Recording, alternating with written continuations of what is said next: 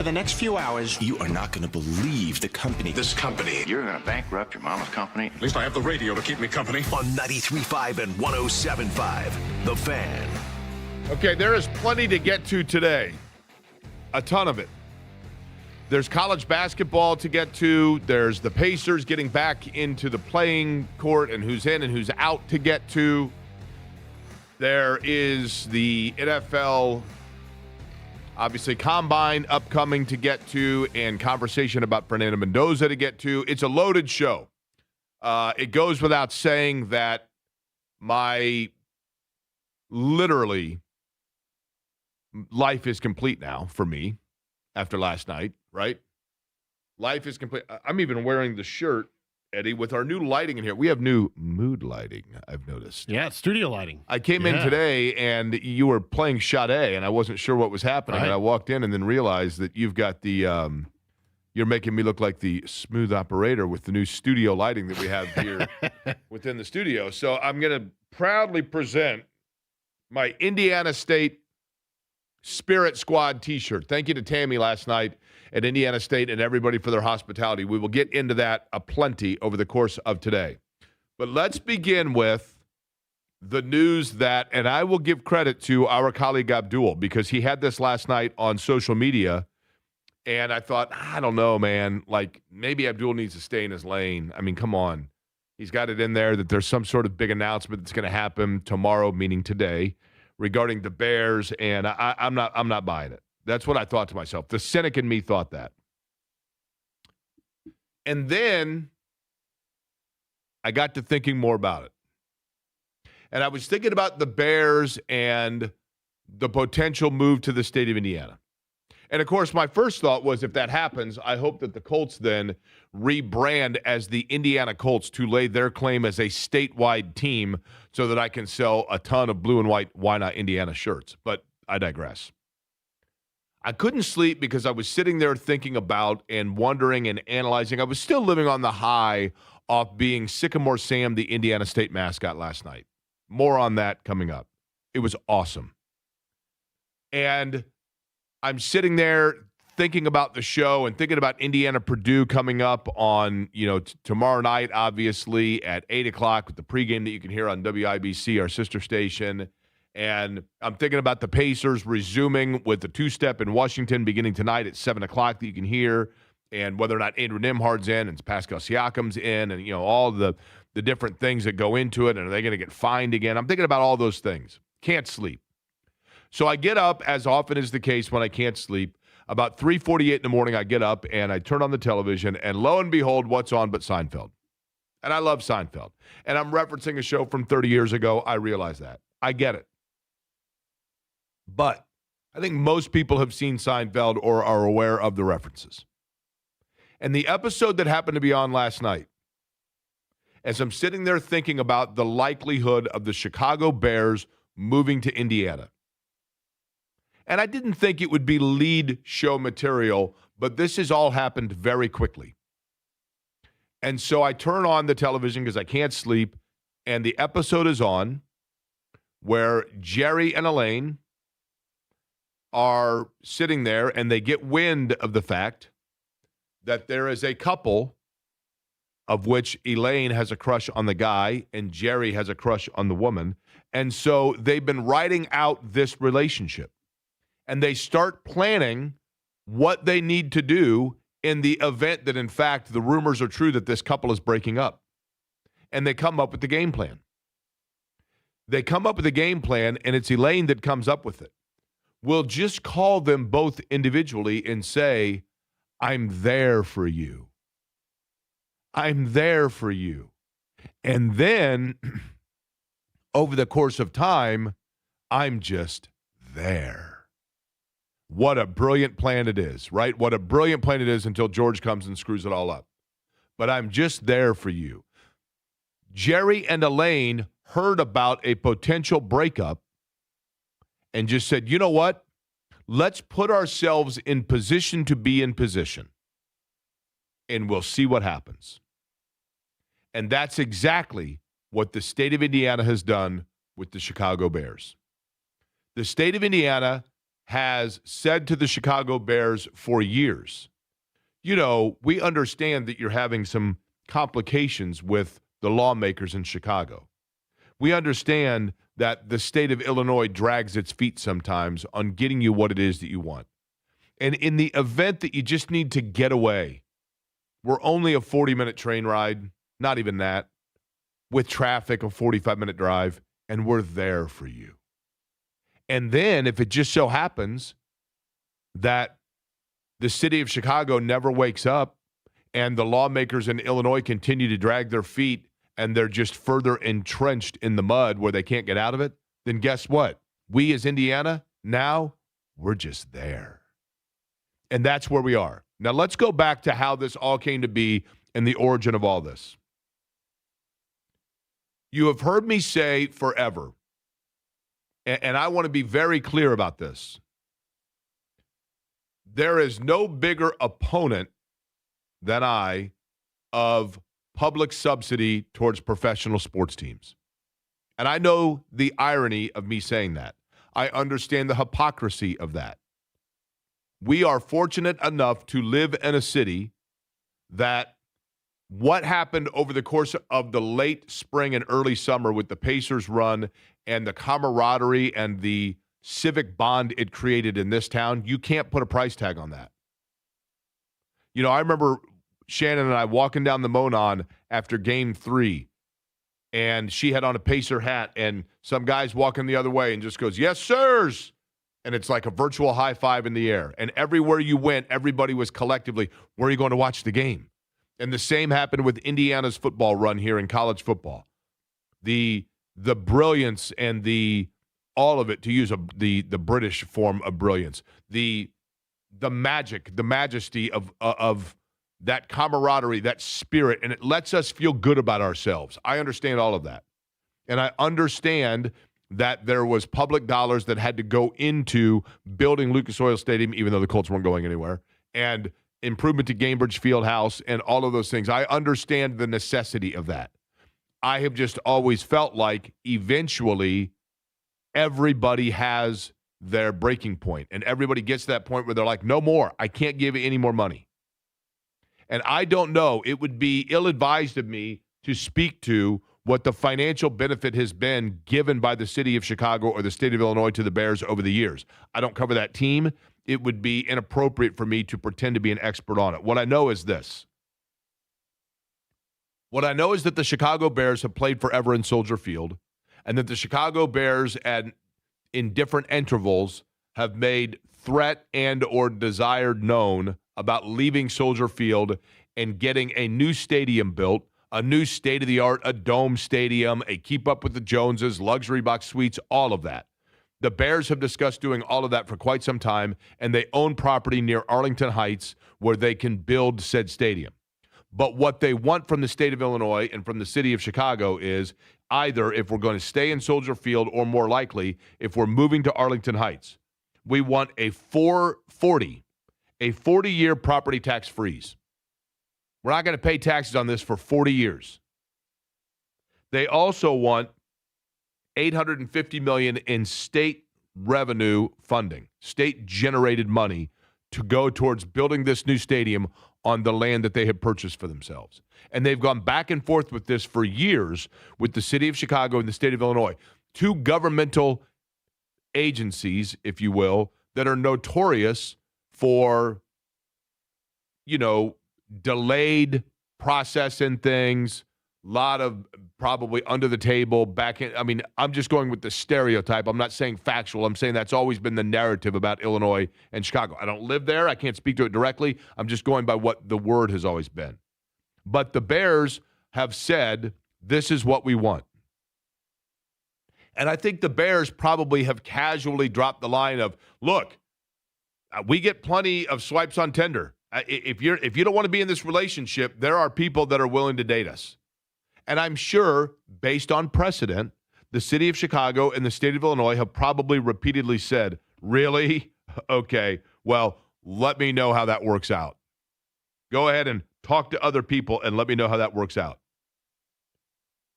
And what has happened now fairly aggressively is that Indiana has always said, we're there for you. And now Indiana is simply saying, we're there. Because today, the Indiana Ways and Means Committee for the state government unanimously voted to say, yes, what we are going to do is, yes, we are serious about making this move, and we have an area of land near Hammond, Indiana, and we are now ready to go beyond just the discussion point. Okay? And so the Bears today issued the following statement. I'm going to read it directly. We are committed to finishing the remaining site-specific necessary due diligence to support our vision to build a world-class stadium near the Wolf Lake area in Hammond, Indiana. We appreciate the leadership shown by Governor Mike Braun, Speaker Houston, Senator Mishler, and members of my apologies if I'm mispronouncing any names, and members of the Indiana General Assembly in establishing this critical framework and path forward to deliver a premier venue for all Chicagoland and a destination for Bears fans and visitors from across the globe. We value our partnership and look forward to continuing to build our working relationship together. Lawmakers in Indiana had said they needed the Bears to show that they are serious about choosing a spot in Northwest Indiana. Now, this is when I got to thinking about it, and I was watching Seinfeld and thinking about how Indiana was there for them. I had just gotten done a couple of hours earlier watching Illinois, that's right, Illinois, and USC.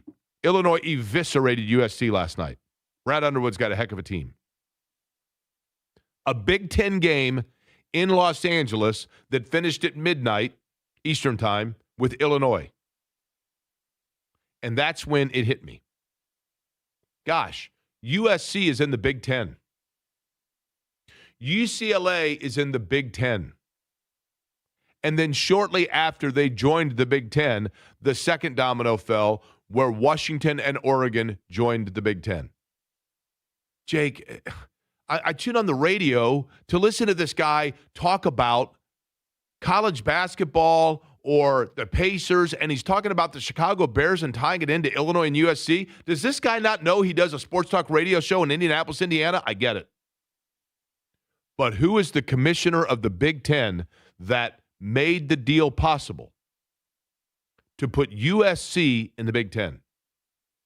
Illinois was playing USC last night in television market number 2, Los Angeles. And the Illinois Fighting Illini were playing a conference game against USC. Who was the commissioner of the Big Ten that made that possible? Who's the commissioner of the Big Ten that said, look, UCLA and USC, if the Pac-12 is going to dissolve, we're there for you. If for some reason you need a new conference to go to, we're there for you. And then if teams start to defect from the Pac-12, guess what? We, the Big Ten, now we're there. Who was the commissioner that did that? It was Kevin Warren. It was Kevin Warren, the commissioner of the Big Ten, that saw the Big Ten and guided them through COVID, and then expanded the Big Ten to get UCLA and USC to the tune of getting Los Angeles and taking it with basically manifest destiny and moving it all the way out west. And guess what happened after that? The Big Ten landed a $7 billion television contract. Shortly after Kevin Warren left the Big Ten, the other piece of it that he already had put in motion, Washington and Oregon joined as well, because they couldn't pass on $7 billion. Because Kevin Warren, as the commissioner of the Big Ten, had a vision and had a game plan and had an execution to follow through and hook up with a group of people that originally were just there for him. But then they were there. And so, bada boom, Big Ten expansion, and the billions rolled in. Kevin Warren left the Big Ten in 2023. Do you know what job he took that caused him to leave the Big Ten? He is the chief financial officer of the Chicago Bears. He is a guy whose precedent, big word that I use a lot, and track record indicate that he is not afraid to look beyond what has always been the norm and break through the barriers that many people thought were just there for him. And suddenly we're there. Do I think the Bears are going to move to Hammond, Indiana? I don't know that. Do I think this has gone beyond simply floating it out there to put Chicago on watch? Yes. And do I think that there is precedent to believe that the Bears actually could do what nobody thought was going to be possible and expand themselves into a new territory because it could mean major financial windfall for them? I do. Now, of course, the selling point for Indiana, as I understand it, and again, I had a meeting this morning on the phone with my guy Kyle that helps me out with some of my retirement stuff, and I said to him, Kyle, you're going to find out very quickly. There's a reason I talk about ball scores and not money for a living. I'm not a genius, and the same holds true with this.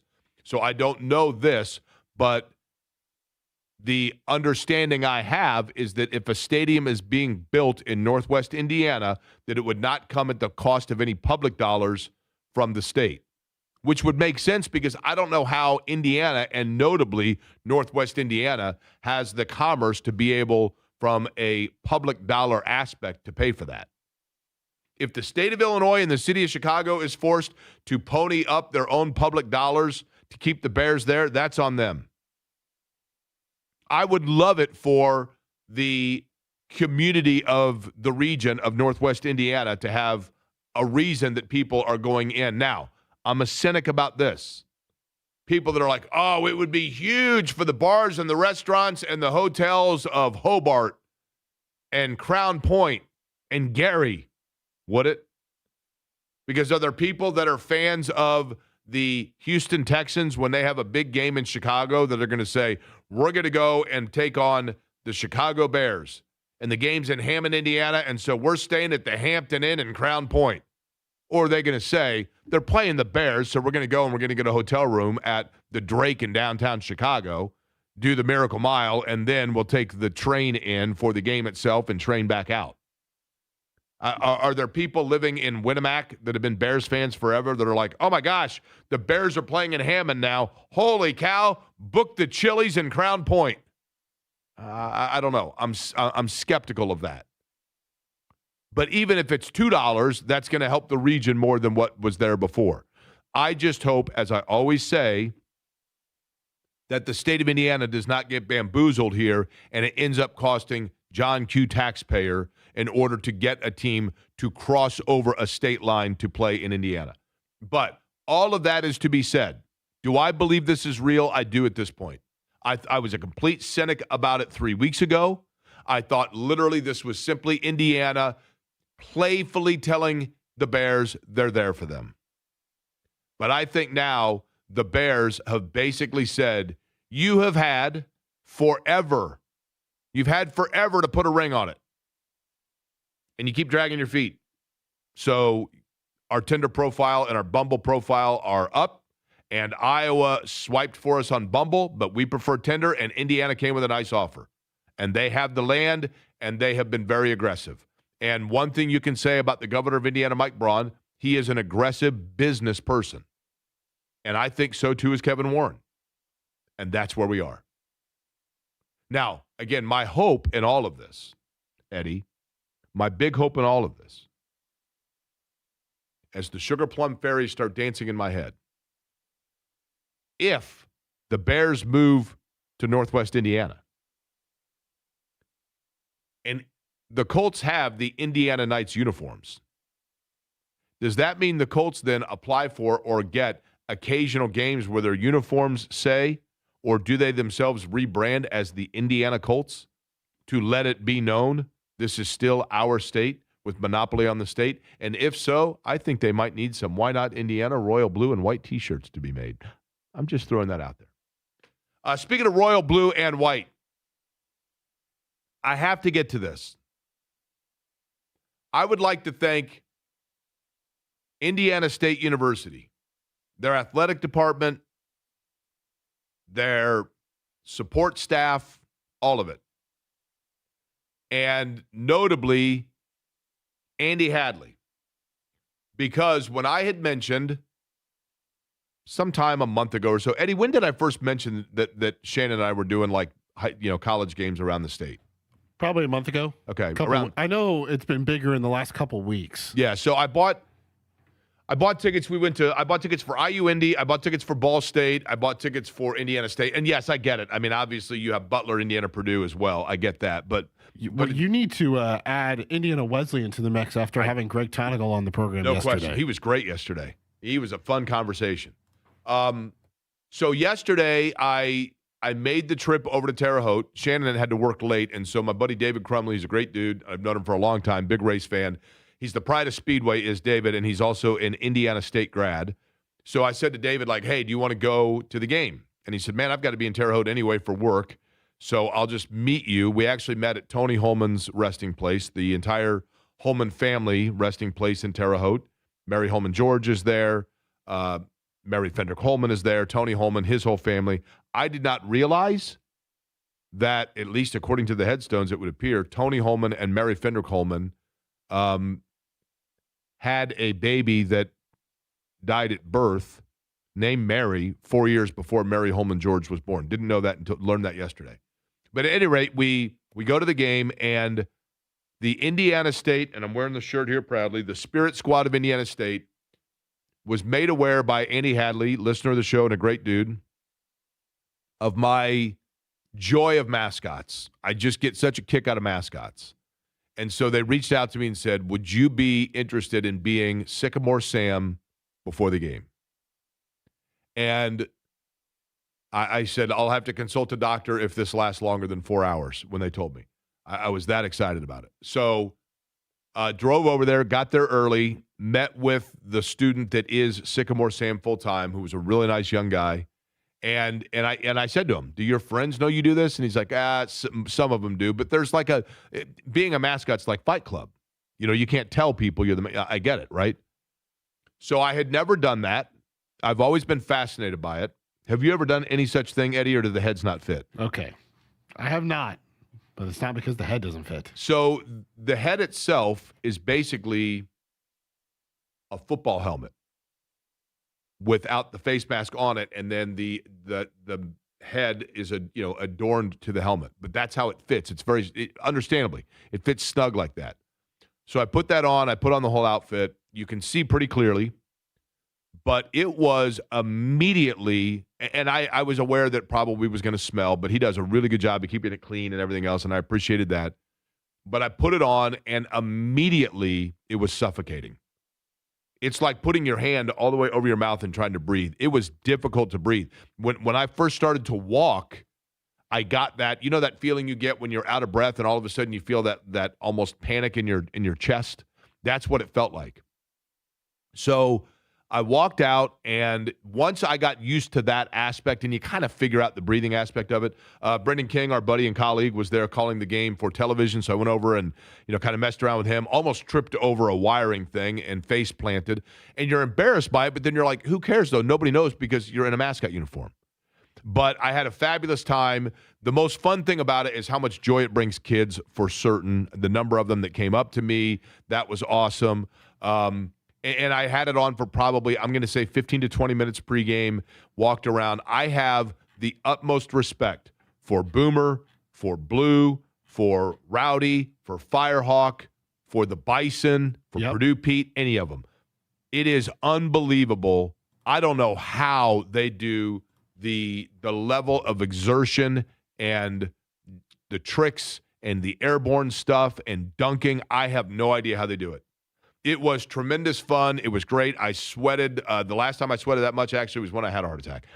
But it was awesome, and I want to thank Indiana State and Northern Iowa got the better end of them. It was a great game until the last 4 or 5 minutes I got away from them. But that's a fabulous arena, like Worthen Arena. Worthen and Holman Center, both beautiful arenas. Great people, and had a great time there. We'll talk more about it later in the show. When we come back, college basketball. Eddie mentioned it, man. The balance in college basketball right now and the Big Ten in general has got plenty of muscle. Mike DeCourcy covers all of it. He's going to join us other side here. Thursday edition, Query and Company on the Fan.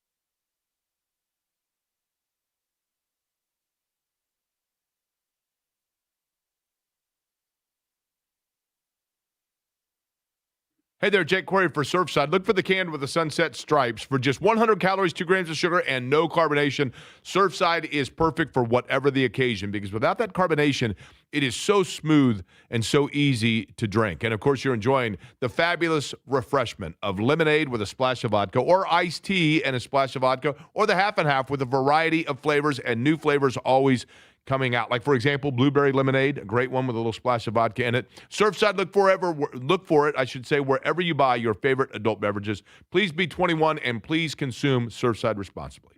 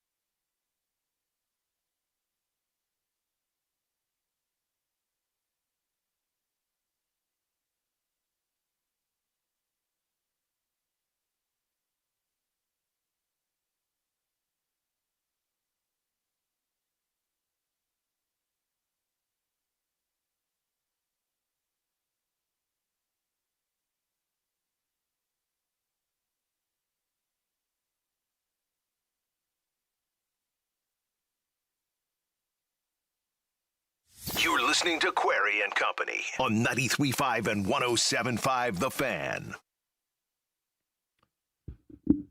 College basketball obviously has been pretty fabulous of late. And like I said, I watched last night. You know, we talk so much about Michigan and, clearly Purdue. What Iowa State has done lately, has been impressive in spurts. Arizona is really good. I'm telling you, I think Illinois is last night, 7 players in double figures, and just the way that they can hit open shots from all areas. They've got a really good point guard. I mean, Illinois it's tough to pick up Michigan State. I mean, to pick the best team in the Big Ten, Michigan is obviously on another level. But, man, that is a deep, deep league. Wanted to have on, and he's always a great guest and a welcome guest on the program. He joins us on the Java House Cold Brew Coffee guest line. By the way, when I say cold brew coffee from Java House, that doesn't mean that it's only served cold. That's the method in which it's brewed, which makes it oh so smooth. So available, hot or cold, Java House Cold Brew Coffee guest line. Mike DeCourcy is with, of course, the Sporting News as well as Big Ten Network and joins us now on the program. Hi, Mike. How are you? Great, Jake. How are you? You know what? I can't complain. It's a great time of year. We've kind of made it, at least for now, into the false spring. And college basketball is invigorating. And I want to give you an observation, Mike, and then I want you to tell me if the observation is off base, because it may well be. But it seems to me like this year, if you were to look at teams that you're slotting on the 1 seed line, the 2 seed line, as we start to kind of look at that towards the tournament, that it is tighter, let's say 1 through 8 or 10 than it has been in years past. In other words, it seems to me like there's a higher number of teams that continue to kind of throw their hat in and out of the ring of that 1 seed line than we see in most years. Is that my own imagination, or is there some accuracy to that?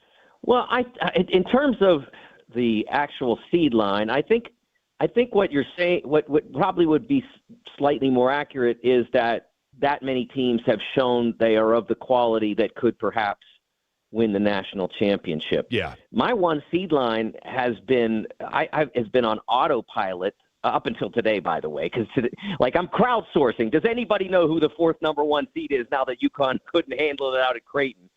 Because it's funny because there were times earlier in this year when I'd have like 5 or 6 teams for the 1 seed line, and now I have 3. Okay. But I do think like Houston, I could easily promote them to the 1 line if they hadn't kind of let it get away the other night, and I could put Iowa State there, except that they have multiple losses that do not portray a 1 seed, and a lot of their accomplishment, it contains some Hilton magic, and I don't mean anything to necessarily negative about that. I just mean that they played at home, and so like finding the 4th 1 seed right now is a real challenge, and that may straighten itself out in the next 2-3 weeks. But and the problem is that I could just put anybody down there and be okay with it myself.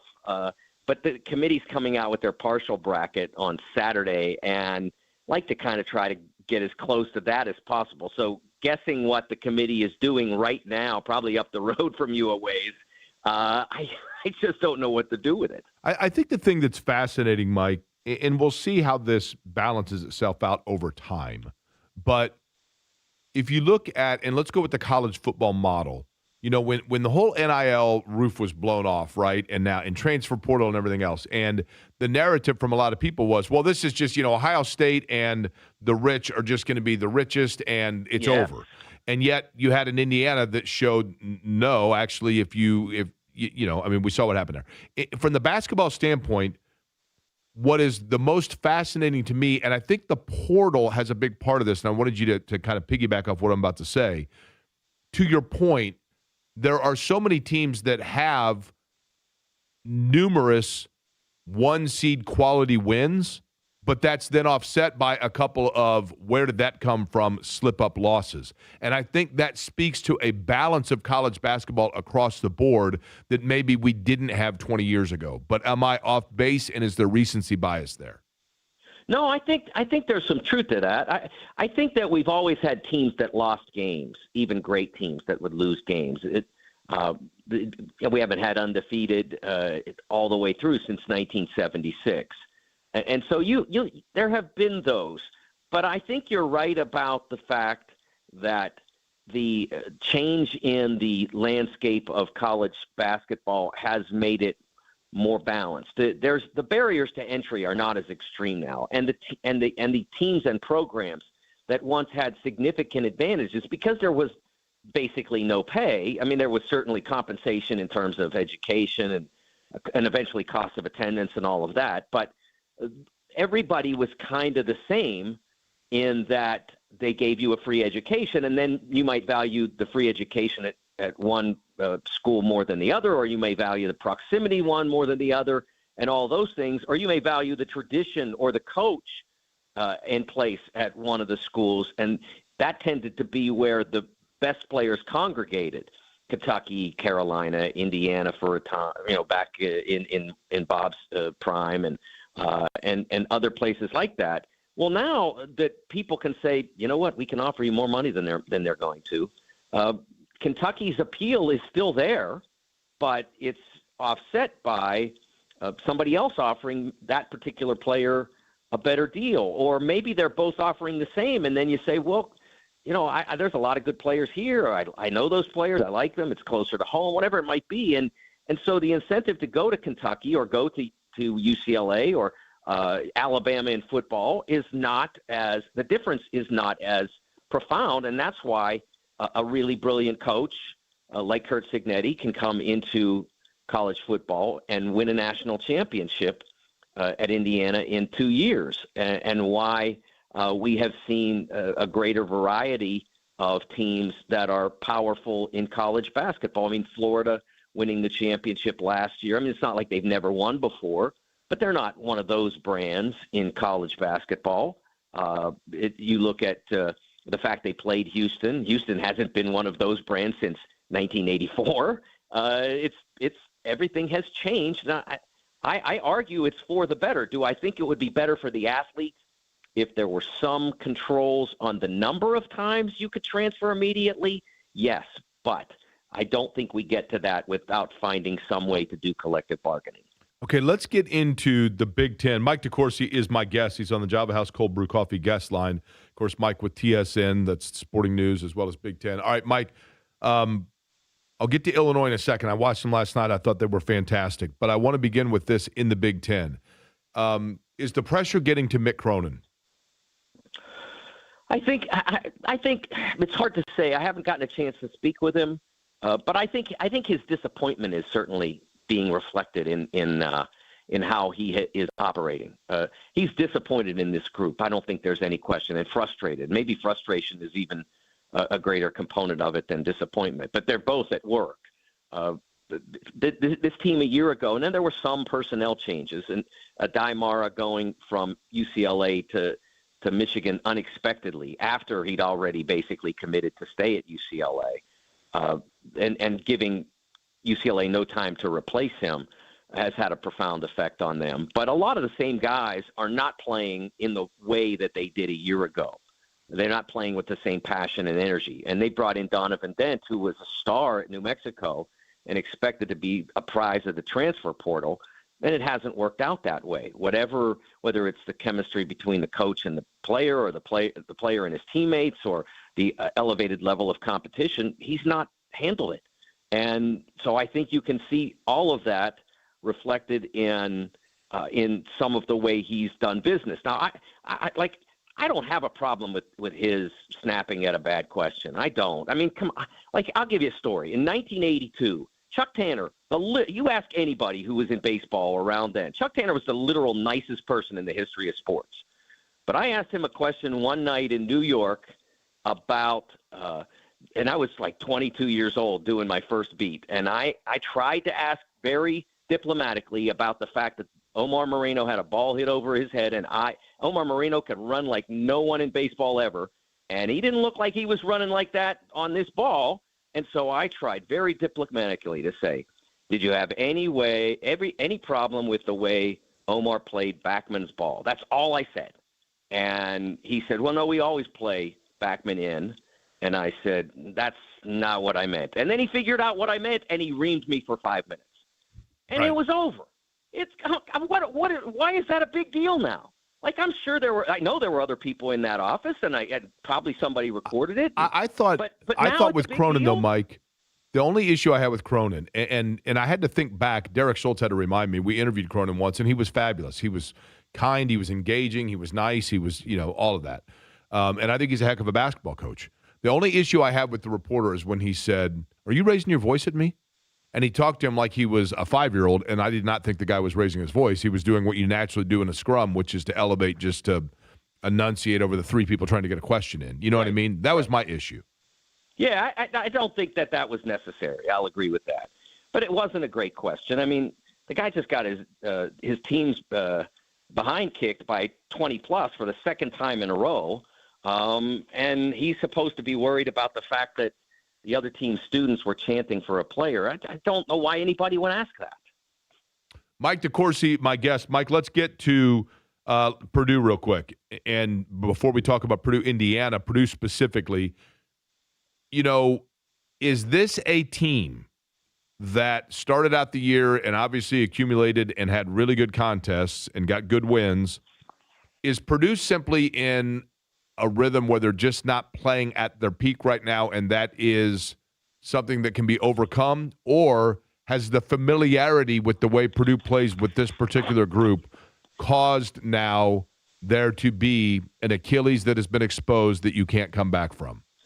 Well, I mean, let's remember, Jake, that we're 5 days removed from them going out and beating a NCAA tournament quality Iowa team on the road by 21 points. And coming off that Nebraska game, right? So that is an impressive two-step. And that in Iowa, I think is a really good win. Yes. And okay, so they did not play well against Oregon, obviously. And that was not a great performance, but they were coming off the night or the week before beating Maryland by 30. Now, Maryland's not any good, but at least they were doing what they were supposed to do. So in the past 5 games, they've delivered 3 times and not delivered twice. And I'm not sure that they didn't deliver against Michigan. We'll see in time, but Michigan seems to be really tough to compete with. Now, Michigan State kept it together longer than Purdue did. Purdue was behind early and tried to fight back and never fully did, whereas Michigan State kept in the game until the final 7 minutes and then got smoked. So which of those two is a better result? They both look the same on the, they're both L's. So I think that this Purdue team has some limitations. I never understood why they were voted preseason number 1. I never understood why particular figures who are prominent in covering college basketball developed the championship or bust approach to this team. Well, I could have said then, probably going to bust then, because who are their NBA draft picks? I've said this so many times that I'm sure people are tired of hearing me say it, but we haven't had a champion of NCAA men's basketball without a first-round NBA draft pick since 1987. I think the people listening know which team that was. You know it. But that's how long it's been. Yeah, you know it. And by the way, and might I add, there were 3 second-rounders. At least we could say that on that team, right? But no first-rounders, correct. Mike, I thought last night, I watched, and to me, and you tell me that I'm wrong, and again, maybe recency bias because I'm going by what I watched last night. I think a team that is just kind of lurking right there and is ready to make a move is Illinois. I think Brad Underwood's got that team playing the way they space, the way they can shoot. I think they have all areas that you would like to see. I know Michigan's outstanding, obviously, but is Illinois kind of sneaky, possibly the second best team in the league? Yes, I think they are the second best team in the league. I mean, best doesn't really move the needle for me because in the end it's about what you accomplish. And right now Illinois is creeping up on that in terms of being the second most accomplished team in the league, if not already there, with Purdue losing this week and Michigan State struggling lately. They may already be the second most accomplished team. What they did last night was astounding. You look at Kylan Boswell returning to the lineup and starting to get a feel for it. 8 assists last night was tremendous.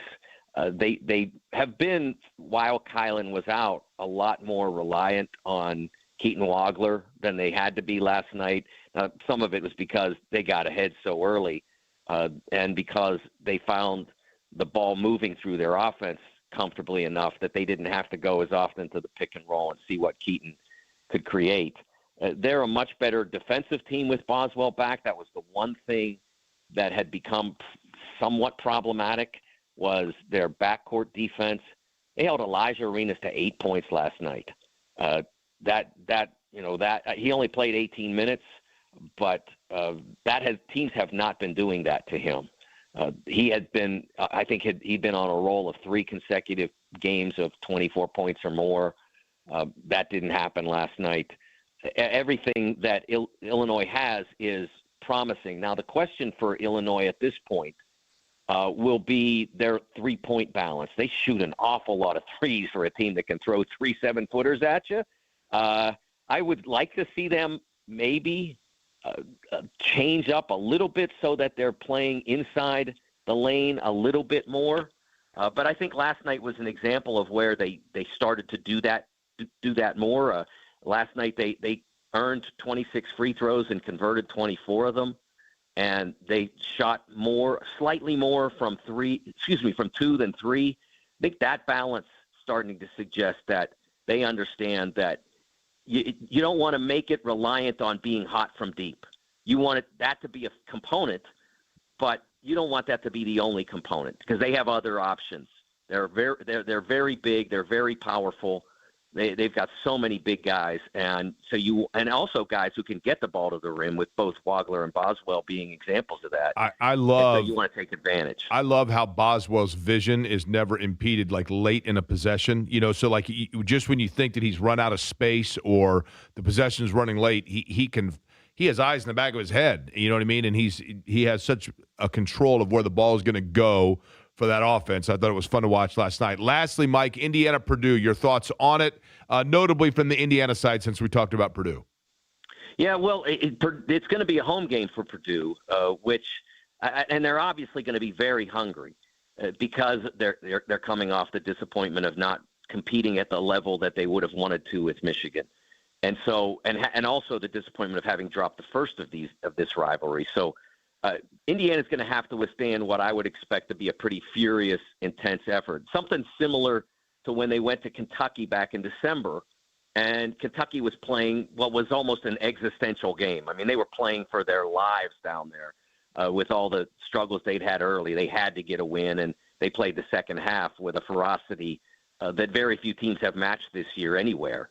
And so I think Indiana's going to have to cope with that up there. And they're going to have to – I talked before about Illinois having to have some balance. I don't think that's an aspiration for Indiana. Yeah, you want to get the ball deep when you can, but they're going to have to make shots. They're going to have to shoot the ball at a really high level. And some of that involves getting deep and kicking out, but I don't see them winning the game without hitting a significant number of three-pointers. I think any broadcast that involves a reference to Omar Moreno means they should ship me the Marconi tomorrow. I loved Omar Moreno. Omar Moreno, one of my favorites as a kid, and so too different franchise, UL Washington as well with his toothpick. Those guys, you get them on the base paths, man. I was Omar Moreno aplenty in the backyard over on Haynes Avenue. I can assure you of that, Mike. Assure you of that. Awesome. Appreciate the time as always, Mike. Again, TSN Mike is the Expos Twitter account for Mike DeCourcy, Big Ten Network Sporting News as well. Appreciate it, man. My pleasure, Jake. Thank you. All right, Mike DeCourcy joining us on the Java House Cold Brew Coffee guest line. A lot to get to today, including we have not mentioned it. Big one down in our nation's capital, to quote Forrest Gump. Not tonight. Yes, that's big, but tomorrow night as well. Two-step. Who are we talking about? We'll get to it next.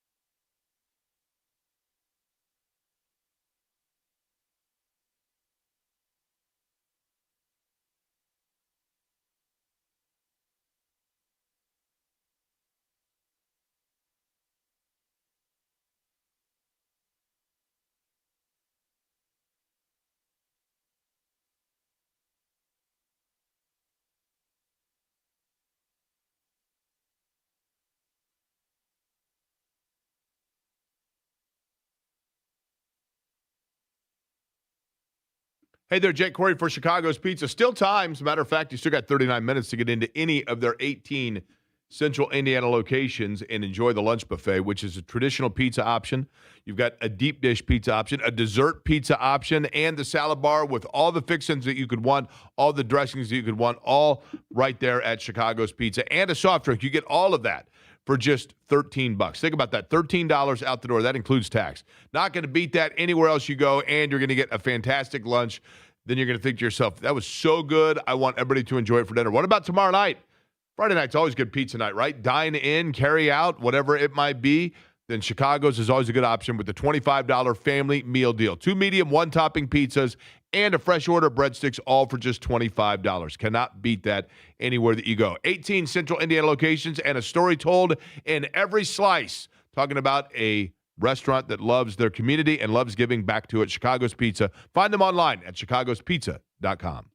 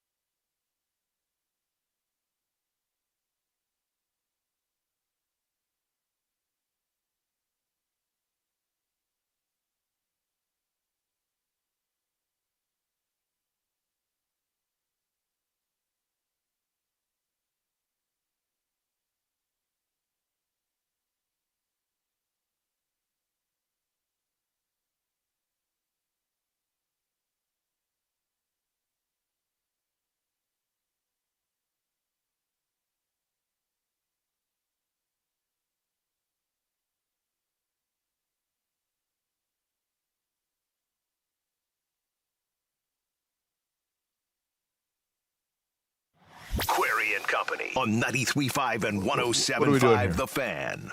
What? We need to have a meeting, I think, after the show about some of the musical selections, right? What? Are we going with nothing but, like, kitty bop music? Bubblegum stuff? No. I played More Money, More Problems last time. I thought it was appropriate talking about college basketball. That's fair. That's fair. Right? When you think of Washington, D.C., what music do you think of?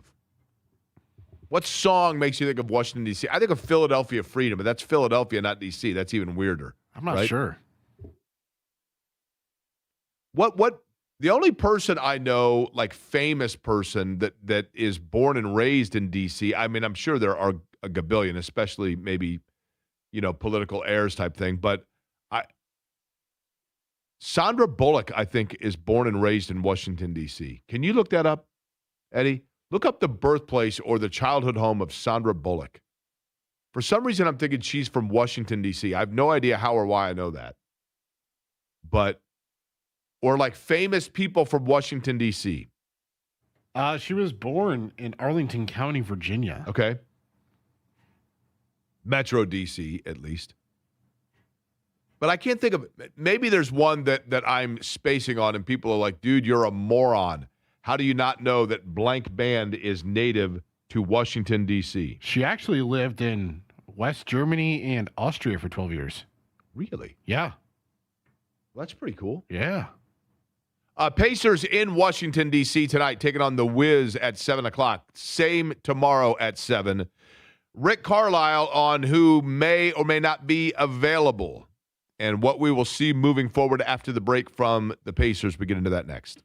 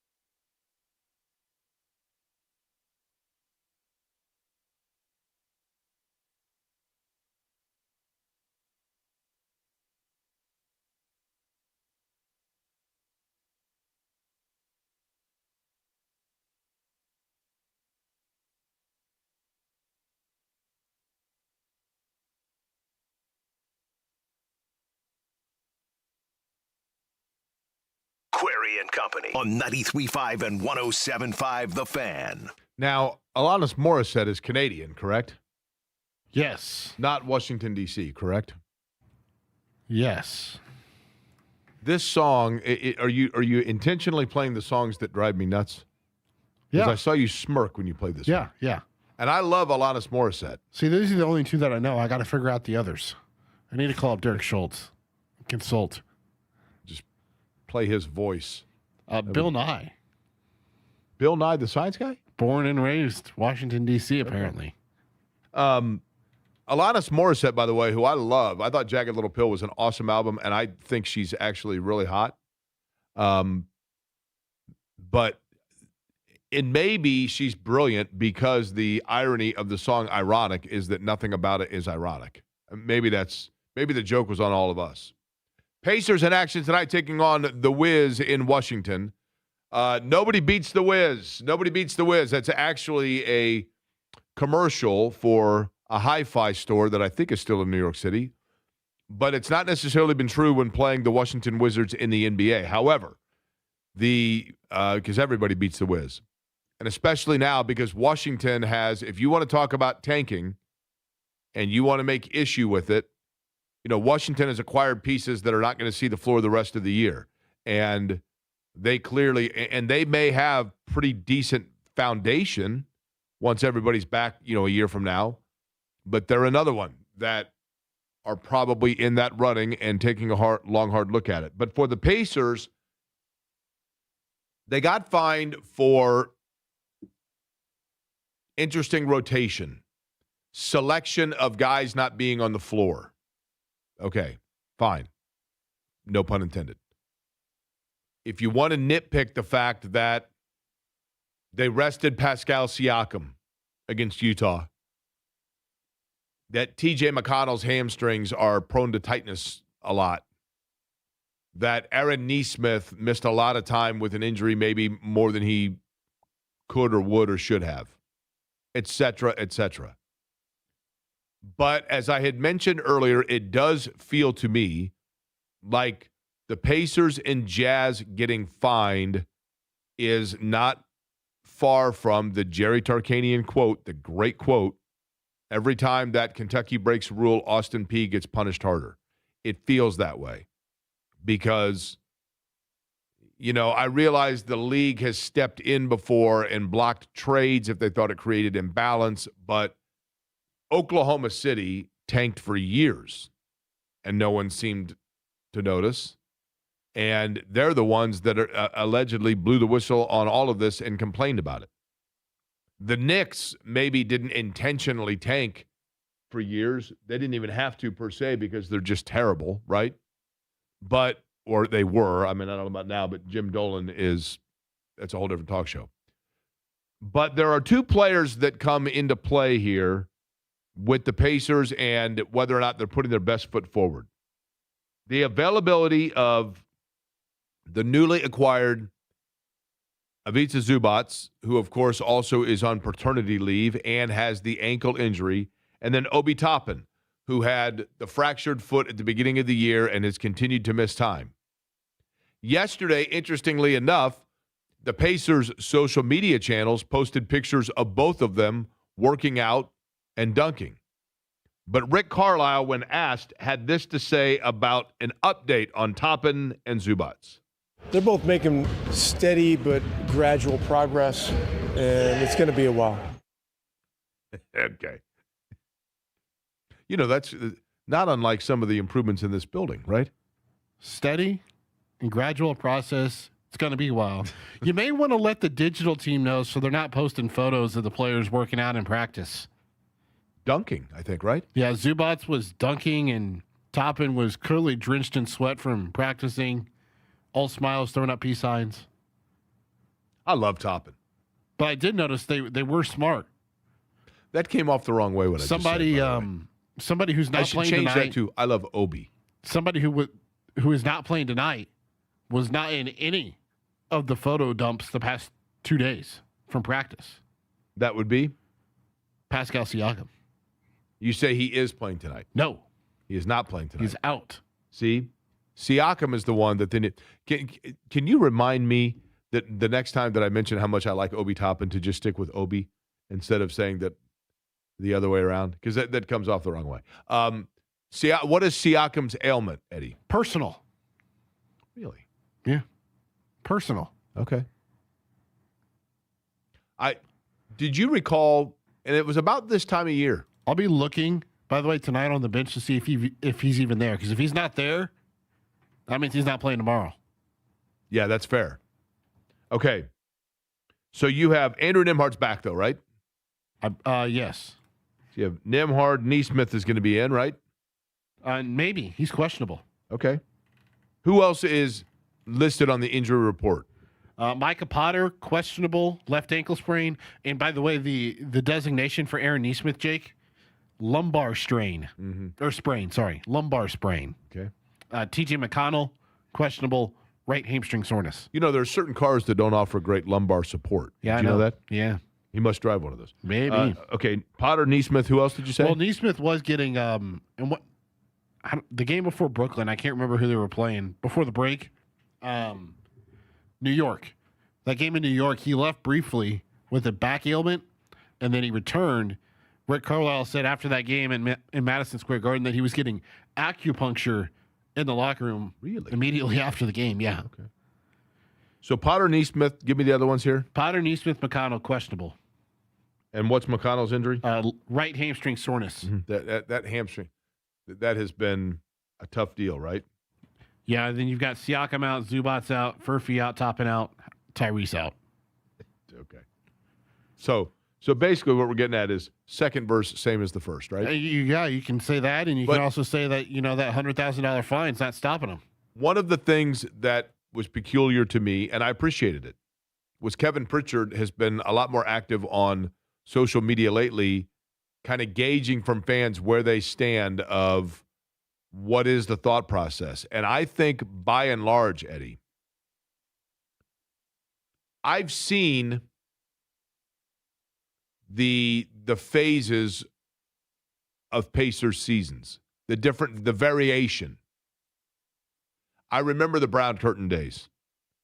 I remember the days of Jose Slaughter and Brooks Steppe and Steve Stepanovich. And be sure to come out to see Julius Erving and Kool and the Gang will perform afterwards. I remember those days. I remember the days of competitive and then late injury and gosh darn it, so close.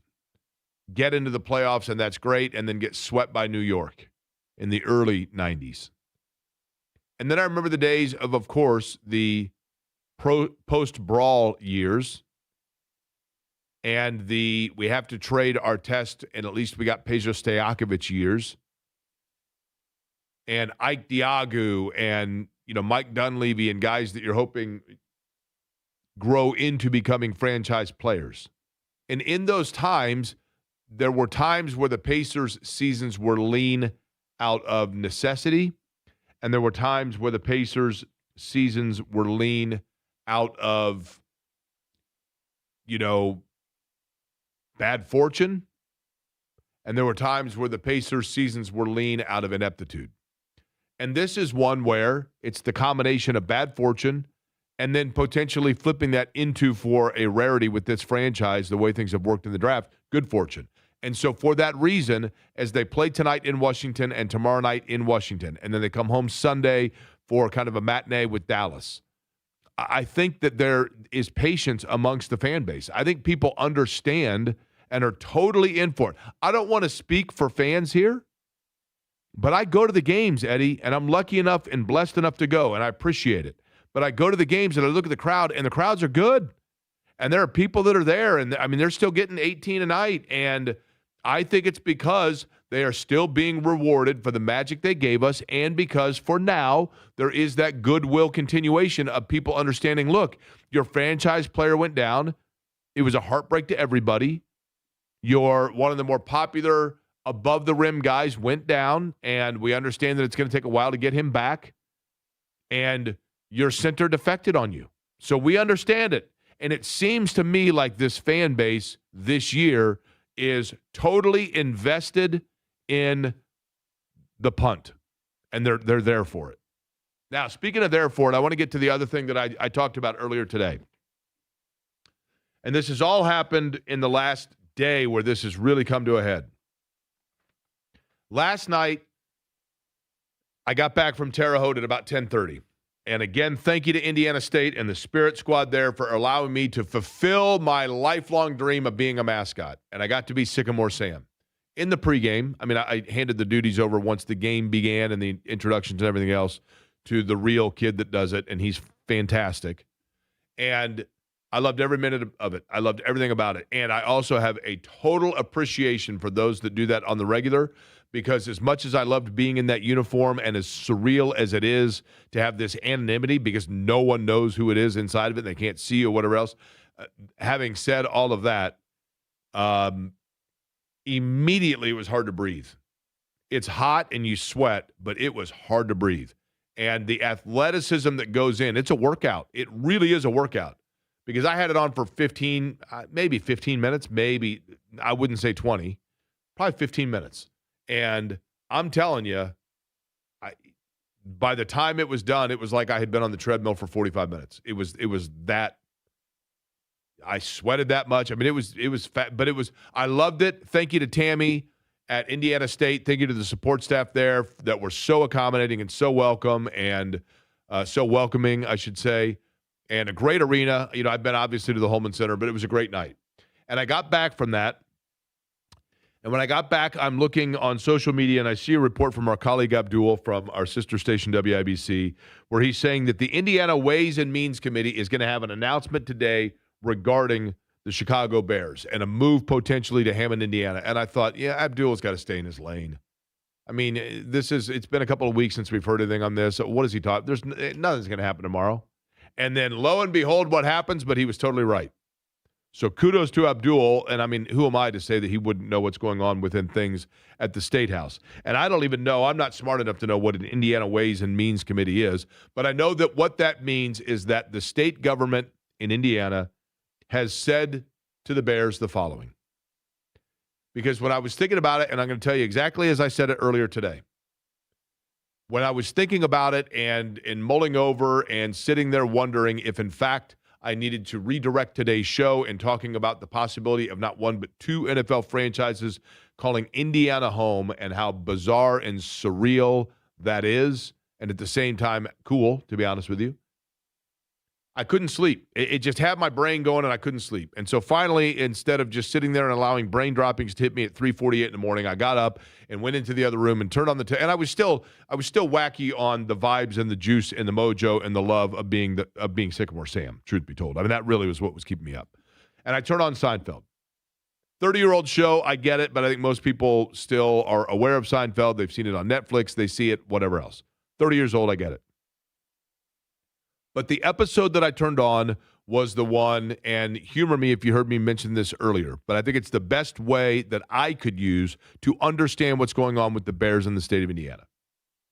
There was the episode where Jerry and Elaine were riding out a couple that was together, that Elaine has always had a crush on the guy, and Jerry has always had a crush on the female. And so they're talking about it, and Elaine got word that the relationship was rocky.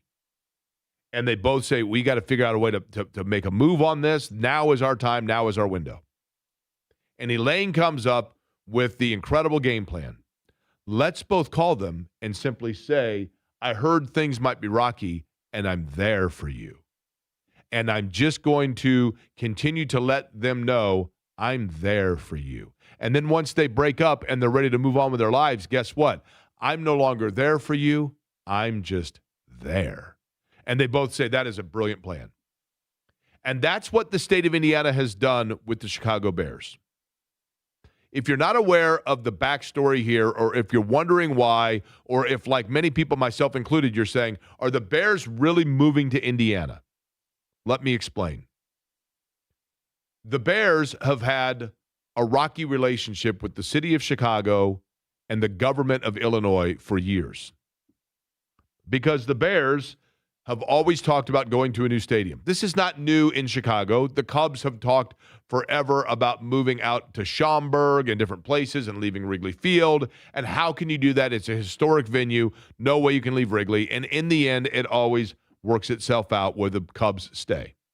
But the Bears have talked about over the number of years, whether they wanted renovations like the spaceship that was dropped onto Soldier Field, whatever it may be, the Bears want a new stadium for their football team, for the franchise. And they secured 300 acres, a parcel of land in Arlington Heights in suburban Chicago, and said, we want to build a stadium here. We want to stay in Chicago, the Chicagoland area. We want to stay in Illinois. But what we're asking you, the state of Illinois, is this. We want a 40-year property tax freeze. We have this land where we're going to build this stadium. We want 40 years of no property taxes. We're not going to pay a property tax for 40 years. If you want us to stay in Illinois and you want us to stay in the Chicagoland, then you'll promise us that. And in addition to that, you also will help fund $850 million for a new stadium. $850 million for a new stadium. Now, they've gone back and forth with this for years. And as they went back and forth and their demands were never necessarily emphatically met or promised, Indiana kept saying, you know what, Bears? If things go south with the state of Illinois or the city of Chicago, we just want you to know as your neighbors, we're there for you. And so here's where we stand. Mike Braun, the governor of Indiana, and the legislature in the state of Indiana have said this could be a financial boom to the region, the Indiana-Chicagoland region of Hammond notably. There's been some mention of, like Portage was mentioned at one point. I've heard a couple of different towns, but it appears as though Hammond is the deal. And they have gone to them and said, if in fact you want to send that message, if you're looking for a place to go, then why not Indiana? We're there for you. So now Indiana has basically put it into overdrive by saying, yes, we are here for you if you would like to do this. And the Bears today issued a statement to basically say, emphatically, you know what? We have now an option. We have an option, and we are committed to moving forward with that option. They issued a statement today. Did the Bears. So too did the state of Indiana. But the Bears in a statement said, quote, we are committed to finishing the remaining site-specific necessary due diligence to support our vision to build a world-class stadium near the Wolf Lake area in Hammond, Indiana. We appreciate the leadership shown by Governor Braun, then it mentions other politicians, in establishing this critical framework and path forward to deliver a premier venue for all Chicagoland and a destination for Bears and visitors from across the globe. We value our partnership and look forward to continuing to build our working relationship together. Indiana replied with the following statement, quote, Indiana is open for business, and our pro-growth environment continues to attract major opportunities like this partnership with the Chicago Bears. We've identified a promising site near Wolf Lake and Hammond and established a broad framework for negotiating a final deal. If approved, the proposed amendment to Senate Bill 27 puts forward the essential framework to complete this agreement, contingent upon site due diligence proceeding smoothly. That from Mike Braun. Here's what this all comes down to, and why this is more now than just a power play. Last night, as I was watching that Seinfeld episode, and I mentioned this earlier, I had just gotten done watching the end of a game on the West Coast that ended like close to midnight between Illinois and USC. Illinois and USC. It was a conference game in the Big Ten. Think about the absurdity of that. USC in the Big Ten. UCLA in the Big Ten. Sounds absurd. It's a reality. We know that. Still feels weird. Oregon and Washington came in just after they did. Because the commissioner of the Big Ten, who had carried the Big Ten through COVID, said, you know what? There's opportunity here. UCLA and USC and the Pac-12 network has not delivered for the Pac-12 teams. So I, the commissioner of the Big Ten, am going to reach out to the power teams in the Pac-12, notably USC because of their football brand, and Oregon as well because of their football brand. And I'm going to say to them, we know things aren't going well with the Pac-12 network and with your conference. So if the conference starts to dissolve, just so you know, we, the Big Ten, are there for you. Just keep that in mind. And then if the Pac-12 dissolves or the Pac-12 network goes away and you need a place to go, we're no longer there for you. We, the Big Ten, are just there. And USC and UCLA jumped to the Big Ten. Why is this guy on radio in Indianapolis, when talking about the Bears, pivoting and talking about UCLA and USC joining the Big Ten? This guy's ADD is driving me crazy. Understood. The commissioner that facilitated that move, that had the foresight for the Big Ten to say, let's just plant the seed in case the Pac-10 dissolves or the Pac-12 and its most lucrative members need a place to go. Let's plant that seed because it's about expansion and what's best for our league. And the commissioner of the Big Ten that did that got UCLA and USC on board, then left for another job, but already had greased the wheels for Oregon and Washington to come as well, which they did. And the Big Ten then, as a result of getting that West Coast footprint, the Big Ten then signed a $7 billion television contract that has every other conference in the country scrambling and chasing it and figuring out what they're going to do. And that commissioner of the Big Ten that left the Big Ten in 2023. His name is Kevin Warren. After a career in the NFL that led him into the Big Ten, he went back to the NFL, and he did so by taking a job as the chief financial officer of the Chicago Bears. So the precedent tells you right there that the man making the decisions, pulling the strings, driving the bus for the Bears in terms of their vision is the one that already has history of doing something, of listening to, and in his case, he was the one that said, we're there for you, but making things happen by seeing where the dollar signs are. And for the state of Indiana, for an area that has financially struggled, the steel mills of Chicago are a shadow of what they once were. The commerce and the factory and the jobs and the industry and the revenue in Northwest Indiana is a fraction of what it once was. Do I believe personally that the Bears would be the answer to that? I do not. Do I believe personally that people are going to say that live in Arizona, if the Cardinals get to the NFC title game against the Bears in Hammond, Indiana, that they're going to say, let's go right now and book ourselves a 3-night at Wolf Lodge in Crown Point? No. I think they're going to say, let's go stay on the Miracle Mile in Michigan Avenue in Chicago and enjoy all of it. And then on Sunday, we will take a train into Hammond and take a train right back. And I think a lot of people that live in, Lake Zurich and Lake Forest and Wilmette and all of the areas of the North Shore that have money are going to basically drive down, park their car for the day, drive home. I don't think they're going to be suddenly spending money and surplusing it in some entertainment aspects and avenues all around the stadium in Hammond, Indiana. But that's for another time. What is interesting to me now is now we're starting to hear that, in fact, Indiana may be willing to put in some public dollars. That's where I have opposition to it. Because at least in this area, Indianapolis and the Donut Counties, I can love Lucas Oil Stadium as much as anybody, but I can also say that it was a terrible fleecing of the taxpayers in this town because we were told that it was going to be a one-size-fits-all, you don't have to worry about it again option if we build that stadium. And then what happens? But now we're going to build another one for soccer.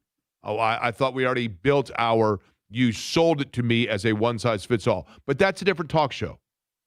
I'm simply here to tell you that the Bears moving to Indiana, while I thought it absurd 2 to 3 weeks ago, the more that I've dug into this, the more that I've looked at it, and the more that I think in the end they probably end up getting what they want and staying in Arlington Heights. But Chicago and the state of Illinois are two areas that are notorious for red tape lagging everything behind, politically speaking, and getting things done. And Indiana just simply said, we're there for you. And it appears as though now they're there. And that's where things stand. And I think a big reason why you have to look at this as distinct possibility is because of the man from the Bears' standpoint that is overseeing it. Big one in college basketball tonight. We'll get back into that and big events last night in college hoops that I'll tell you about. I think you know what I mean, but we'll do so next.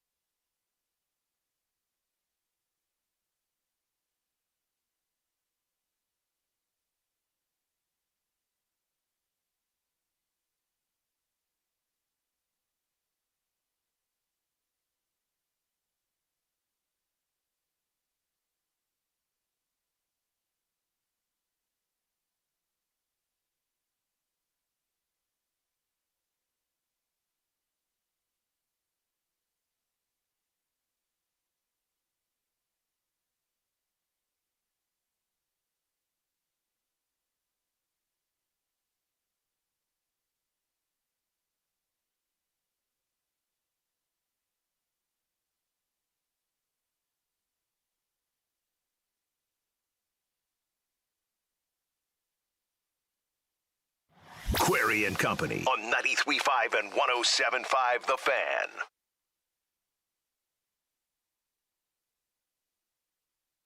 You know, there are a lot of wrinkles that we'll get into with James Boyd when he joins us coming up top of the hour about what it could mean for the Colts. And I know that it's very easy to say it doesn't impact the Colts at all if the Bears were to move to northern Indiana. And there's probably some truth to that. One thing that I think I learned when I went to IU,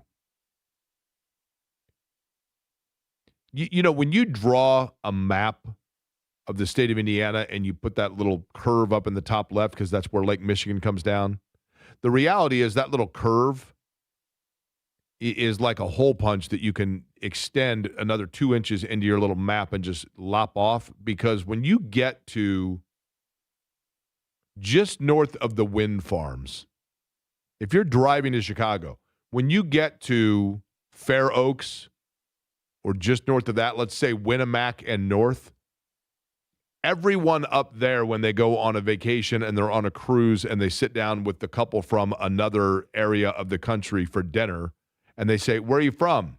All of those people say, "Just outside Chicago."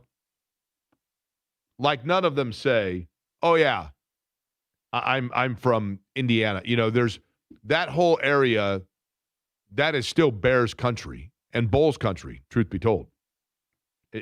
That's just the reality of it.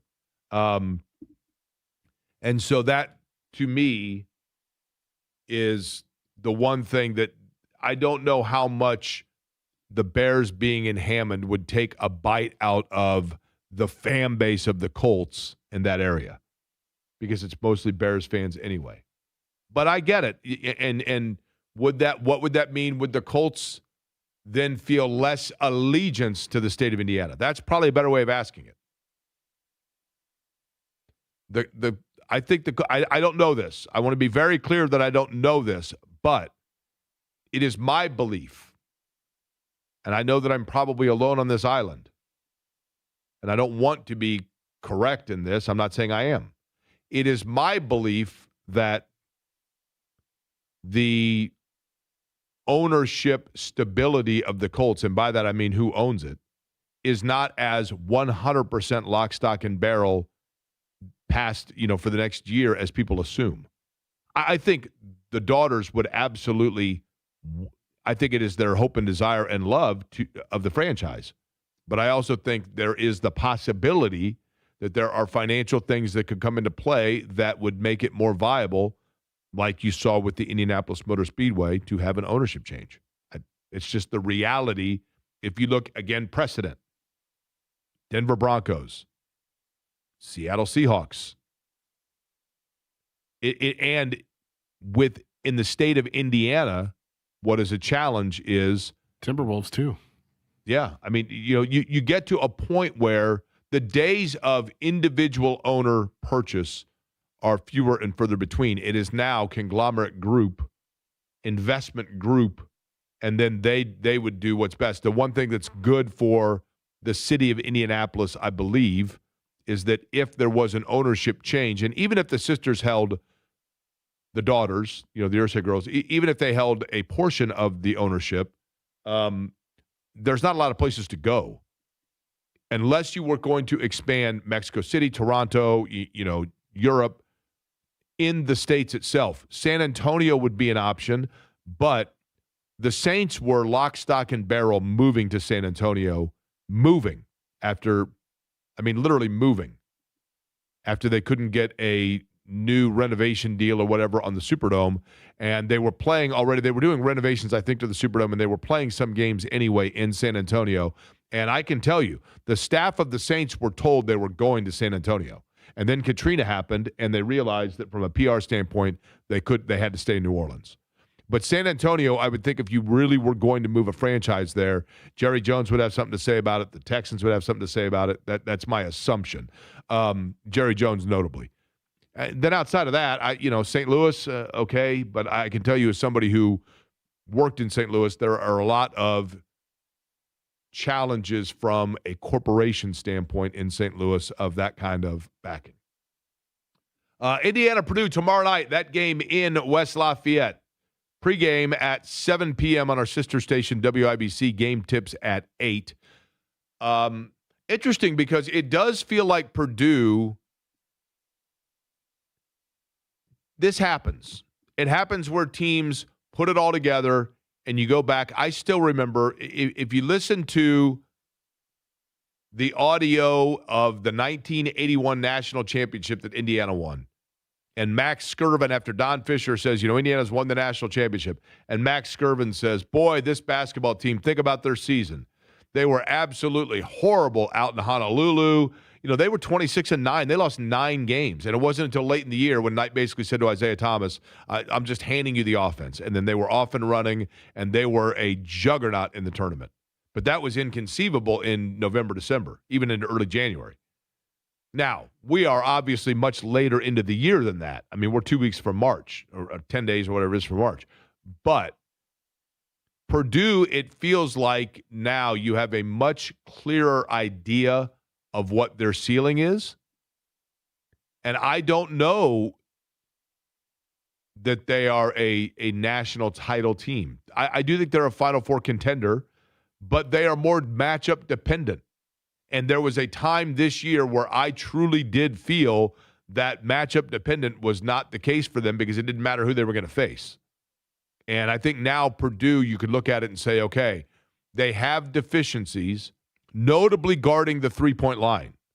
They have deficiencies that have made them vulnerable, and that is of concern. Indiana, on the other hand, you tell a different story when it comes to Indiana because any ceiling that Indiana gets is like gravy because they basically had to completely piecemeal their roster together. I'm not saying any of this to lean towards nor be an apologist for Indiana versus Purdue. I really like Purdue. I thought when Purdue went to the championship game with Zach Edey, I thought it was one of the better storylines we've covered. And I think people can tell by having Elliot Bloom on that I've had on and the way I speak of Matt Painter, I've just got a ton of respect for Purdue basketball. And I don't know as much about Darren DeVries and Indiana basketball. But I think they are a better team than they were at the beginning of the year. And I think we've learned a little bit more about Indiana. I think we've learned that Tucker DeVries is not very athletic and can't get his own shot. And maybe that's somewhat limited by injury.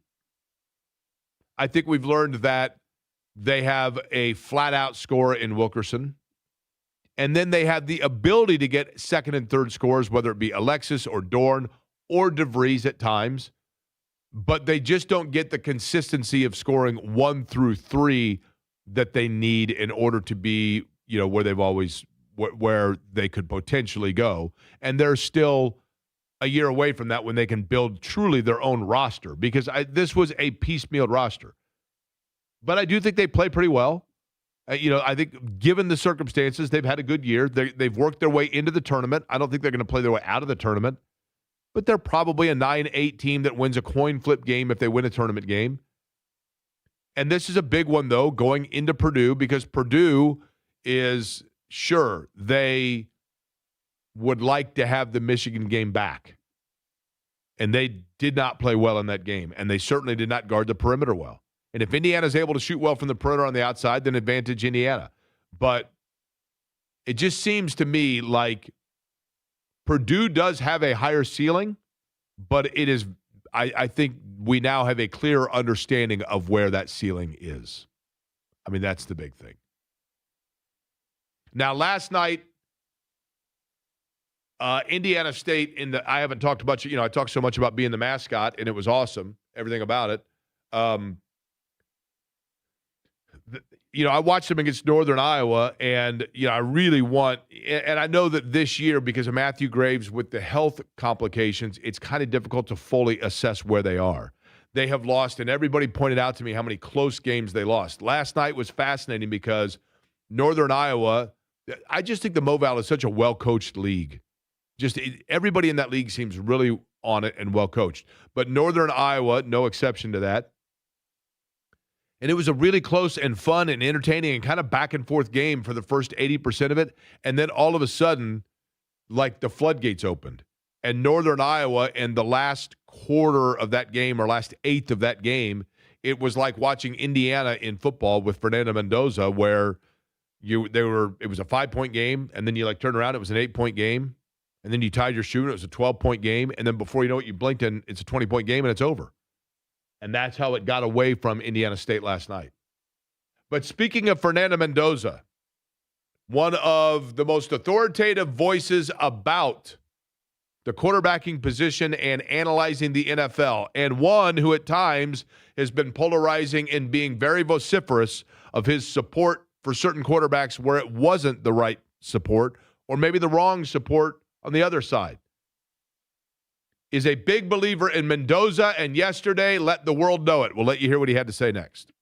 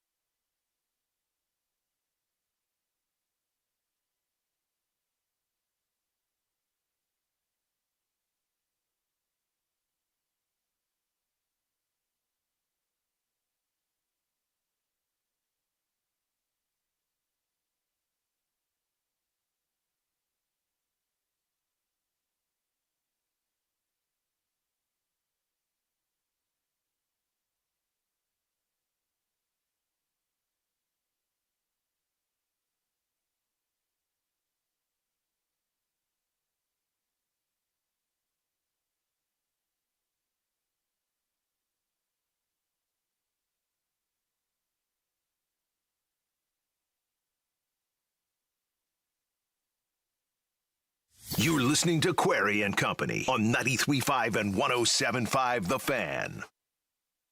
Okay, so Fernando Mendoza apparently going to speak at the Combine, at least tentatively planned 1 week from tomorrow. I think we will be there.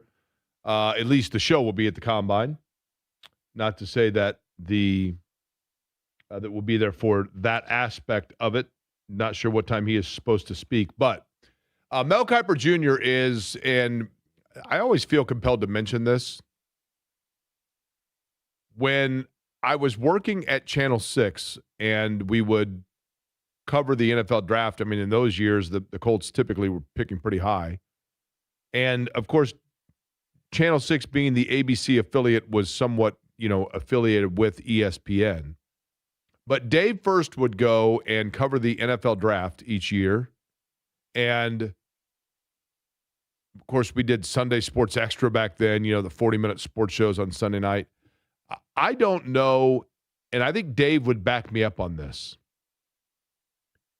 In the years that Dave and I worked together, and Dave worked at Channel 6 much longer than did I, but in the years that Dave and I were in the trenches together, I don't know that there was anybody at ESPN that was more accommodating and willing to help than Mel Kiper Jr. during the draft. I mean, he anything we ever needed. Oh, absolutely, guys. Whatever you need. And he would do sit-downs with Dave each year and go over all the Colts picks and everything else. I mean, he was tremendous. And he made his name, of course, kind of ironically, largely in part due to his famous spat with Bill Tobin when he went after the Colts for not selecting Trent Dilfer and instead taking Trev Alberts. And he called Trent Dilfer a franchise quarterback. And Bill Tobin later, of course, that was the famous, who in the hell is Mel Kiper anyway? He has no more qualification than the guy that delivers my mail. And that kind of put him on the map. But he has been, clearly the lead scout in terms of the NFL and breaking down prospects and helping out with the draft, at least the most consistent one now for, 3 decades. And he was asked recently about Fernando Mendoza and the likelihood, the probability at this point, probably the certainty that he goes number 1 to the Las Vegas Raiders and what kind of quarterback he could be and what may be in place for him. And in doing it, he compared it to a guy that everybody is familiar with here in terms of situation in Peyton Manning. Here is Mel Kiper Jr. on Fernando Mendoza. He reminds me a lot, when you look back, you think about Peyton Manning, how he studied, right? You can't get him out of film. You can't get him out of the evaluation of the opponent. He always says, I love trying to crack the code. That was a Fernando Mendoza comment back during the season. Crack the code. And he did it. And he did it regularly. You think about where we are right now in terms of ranking. Will it be historically great? No, because you talk about, everybody says he doesn't have elite traits. Well, you don't need elite traits to be the greatest of all time. Tom Brady didn't have anywhere near elite traits. And he had 7 Super Bowl rings, went to 10, right? Nobody's even close to that number. So for me, Fernando Mendoza, as you say, checks every box. There's no question about that. In any draft, I don't care what draft you're talking about, he would be right there. Now, would a guy with maybe more talent, like Caleb Williams and the Jaden Daniels and guys like that, would they have been ahead? Who knows? But to say that this guy's not worthy of being the number 1 pick is ridiculous. It's nonsense. To say he's not the best player in this draft, I don't know who's better. Because you're getting a guaranteed star at the quarterback position, which is the most important position in any sport in the world. So I don't know. And the Raiders, to have that pick, be so fortunate. Think about how lucky they are. Sometimes you can have the number 1 pick. There's no quarterback. You have to force it, or you have to take somebody else, or wish you were in another year. They got lucky, as the Colts did with Peyton Manning. Remember, they ended up with Andrew Luck another year when they were fortunate to get Andrew Luck. So at the end of the day, having the number 1 pick, desperately needing a quarterback, Raider Nation, be happy, because now the Jets are on the clock. Okay. I agree with what he said. The thing about, first off, about Mendoza, if there's a knock on Mendoza, and I'm not Mel Kiper, but if there is a knock on him, it would be this. And that's not to say that he's not capable of acquiring this set of skills. But the Indiana offense was such that it ran, I think, faster in terms of the way that they would draw up plays. Very seldomly was Mendoza going to his 3rd or 4th read option. And so when he would go out, and you think of it like the sprinkler, right? And you got to go left to right and then back across the field again. Mendoza, more often than not, whether it be, and he was able to put the football exactly where it needed to be, but whether it be Omar Cooper Jr. or Surratt or even E.J. Williams, E.J. Williams is a guy that could have been probably a primary receiver at a lot of places, but he comes to Indiana, so you've got a good even third option there. And then obviously, you go your tight end as well. But Mendoza, I don't think, had to necessarily, also because of the fact that he could run at the college level. He didn't have to sit in the pocket while all hell was breaking loose and go through all of his progressions and then back again before deciding to run. And that's something he's going to have to do in the NFL level, and the windows and the understanding of when that clock is go time is much shorter in the NFL. But he does have, or will have, presumably, he's got a dynamic back behind him in Ashton Jeanty, who really came on as the year went on. And then the position for a young quarterback that I think is the most critical is tight end, because you need a bailout guy, and they have that in Brock Bowers. Now, does that mean automatically that he comes in? The line is I don't know the Raiders line in depth, but I would imagine it needs to be bolstered. I mean, they certainly this past year they couldn't do anything right offensively. And they had weapons. But he is correct when he talks about Peyton Manning. As great as Peyton Manning was, and we've talked about this a million times, Peyton Manning walked into a situation where not only did he have Marshall Faulk and Marvin Harrison already on the roster, they drafted for him, is it E.J. or E.G. Green out of Florida State and Jerome Pathon out of Washington.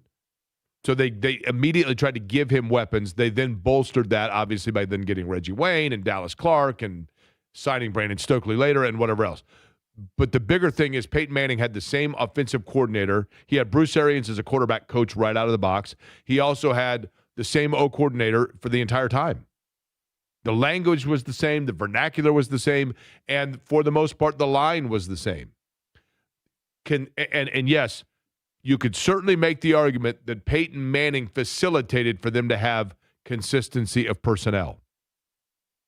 But chicken and egg, consistency of personnel also goes a long way in making and developing a Peyton Manning. James Boyd can talk about that and more from the morning show. He took a nap. He's going to join us next.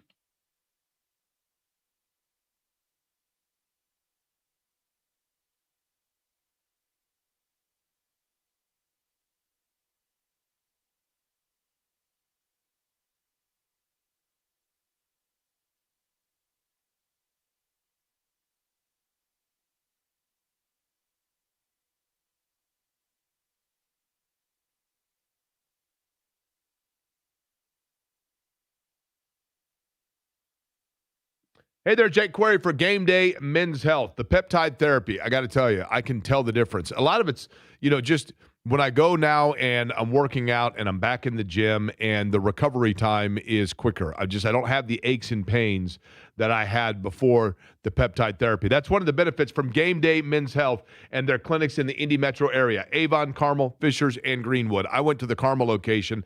I loved the efficiency of it. I loved the friendliness of it, the laid-back atmosphere, and the fact that I sat down and they went over everything with me. Whether it be testosterone therapy, wasn't necessarily a candidate for that. The peptide therapy, I said, I love that. And then, of course, weight loss injections, also another thing they do. Basically, if you're a guy that wants to get back in the game, you want to get that energy back, you're tired of that midday lag, maybe your testosterone has dipped to the level where fatigue is almost chronic for you. Game Day Men's Health has all of the solutions, and they do it in a very efficient, professional manner. And keep in mind, the FDA-approved pharmacies that they're dealing with. So you're not talking about some fly-by-night. This is, of course, dedicated to making sure that you are getting yourself back in the game and getting the energy that you want. Again, Game Day Men's Health locations in Avon, Carmel, Fishers, and Greenwood. Set a consultation, see everything they have, and make an appointment at GameDayMen'sHealth.com. That's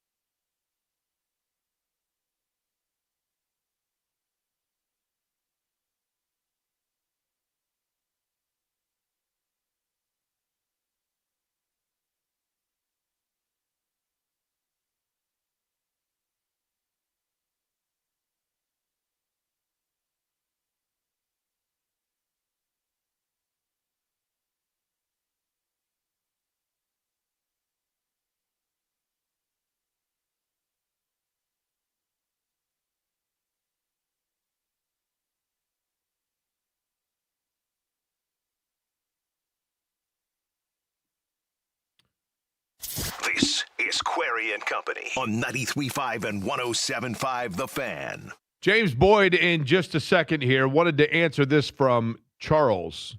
And by the way, congratulations to Thad Matta on career win number 500. And Charles says, hey, Jake, your thoughts. I feel Butler may be out of their league in the Big East. They really haven't made an impact since they joined. I feel they were feeling the hype from their 2 Final Four appearances, and it went to their head. Would it be better for them to go back to a lower conference, or are they just needing to grow better? Charles, good question. And I have said all along, my concern with the Big East is that, and I know that this is less applicable in today's era of college basketball, but to get players that are growing up in the shadows of Butler, to play the style that's necessary of like Eastern Seaboard basketball, and then vice versa to get Eastern Seaboard players to want to come to play in Central Indiana, it seems an odd fit, admittedly, but the reality is this. I always thought the A-10 was the perfect league for Butler, but the monetary aspect of being involved in the Big East is too much to walk away from. No doubt about it. I totally understand why they went there, and Danny Hurley was right. They've got to financially commit, not just – Thad Matta's a heck of a coach, but you got to give him resources.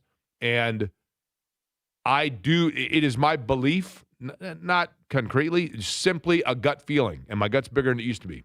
But my belief would be that now that Thad Matta has 500 wins, it wouldn't surprise me if he says, all right, I'm good. I'm cool now. Because I think there are obstacles there in terms of resources. But anyway, we can discuss that also more as the college basketball season winds down. Joining us now on the Java House Cold Brew Coffee guest line, you hear him on the morning show, James Boyd, who is native of the Chicagoland area. So, James, let's get to this right away. I did 2 different long soliloquies on my thoughts on the Bears and Northwest Indiana.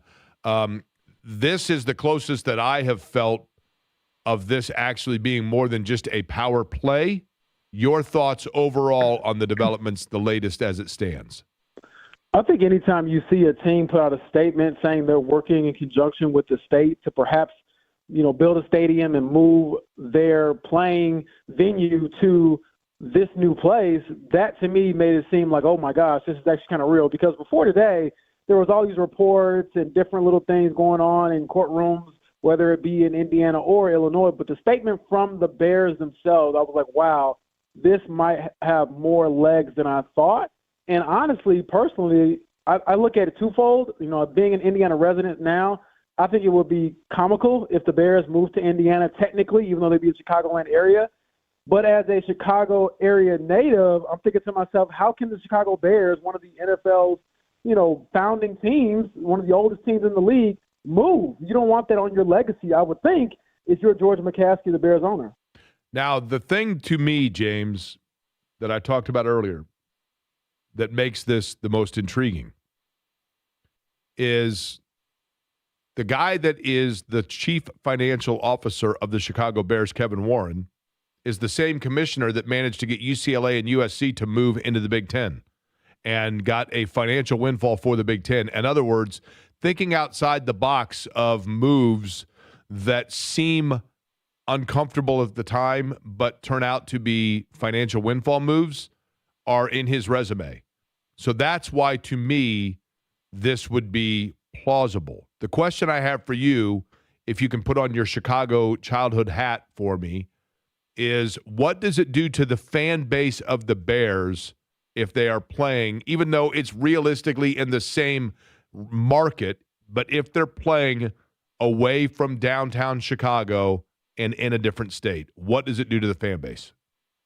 I think it definitely turns off a lot of the fan base, but at the same time, Bears fans are nuts. So I feel like they would still support the team. I mean, they have one of the biggest brands in football and really across the world when it comes to the NFL. So I don't think that the Bears would necessarily lose any money, but traditional fans will certainly feel a type of way about them moving because, again, you have to think for the Bears, they have been honestly kind of mediocre or bad for so long. I mean, they had the Super Bowl run when I was a kid, but in the years since then, there hasn't been a lot of success. And it's like, okay, we finally get our quarterback in Caleb Williams, finally make the playoffs. We actually, won a game. And then now you're trying to move. You're taking away, like, the thing that we finally have built. So from that perspective, Jake, I just feel like a lot of fans would be very upset. But as with most things, once you change something and it's real, people adjust to it over time, and it is what it is. The Colts can pretend, and I'm not saying they have. I'm not trying to miscast the Colts here, but if the Bears were to move to Hammond, Indiana, it is my belief that does impact the Indianapolis Colts. What say you? I don't think it impacts them that much because it's still so far apart. Now, if you were telling me they were moving to, West Lafayette or Bloomington or something like that, I'd be like, well, wait a second.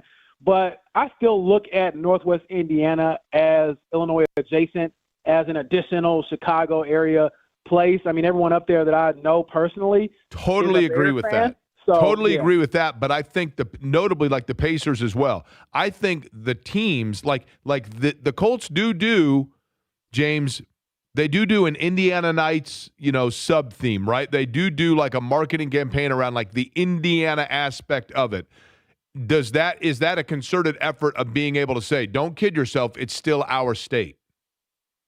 I do think, though, to a certain degree. I mean, you've been here since 1984, so why wouldn't you claim the entire state is yours? But the reality is that when you're in a different time zone, you're most likely not going to be fans of that team. And that's just as real as I can put it, man. When you can drive across – I worked in that region for a long time in Northwest Indiana. When you can drive from Hammond to Chicago – in the same time that it would take to go from here to Bloomington or even less, it is what it is. And so I'm very curious to see, again, how concrete all of this becomes. And like most of us, when do they put a shovel on the ground? When does someone put a shovel on the ground and say, this is what we're building? And what's it going to cost the taxpayers of Indiana? That's my question, exactly. Right? That's the part I keep skipping over. But, yeah, man, it ain't free. Okay, James, let's talk about the combine that's upcoming. Obviously, the Colts no first-round pick this year or next. We'll begin with this. Is there a position, room, or player that would tempt Chris Ballard into trying to find his way back into round one? Ooh, that's a great question.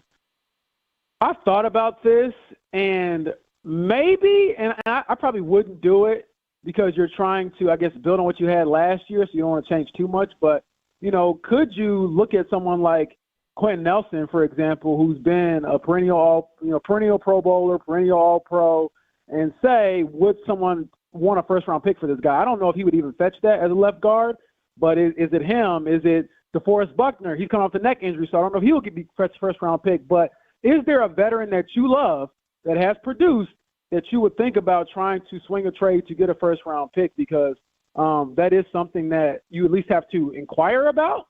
But I don't think it's very feasible, Jake, just because, in a sense, they've decided to run it back. And so I don't see, offensively at least, making a whole lot of changes to that side of the ball. And if you're looking at defensively, the only player that's worth the first-round pick when healthy is DeForest Buckner, and he's not healthy. So it's a tough position to be in. James, do you believe that Fernando Mendoza we just heard from Mel Kiper. We played some audio from Mel Kiper on this, but I want your thought. Do you think that Fernando Mendoza is going to be the number one pick because he is a can't-miss quarterback prospect, or does he happen to simply be the lone quarterback prospect and the Raiders need a quarterback and he's the one guy that's NFL worthy, but it doesn't mean number one overall pick worthy in most years? I think the latter. I think he's a very good player, and I actually think that he played better as the season went on, and he made a lot of NFL-type throws when I was watching them throughout their national championship run. But, yeah, if this were the Caleb Williams draft, this were the year that Drake May or Jaden Daniels and those guys were coming out, then perhaps he isn't the number one overall pick. But what helps Fernando Mendoza is that he does have the size. He's a very smart player. Like I said, he can make every throw.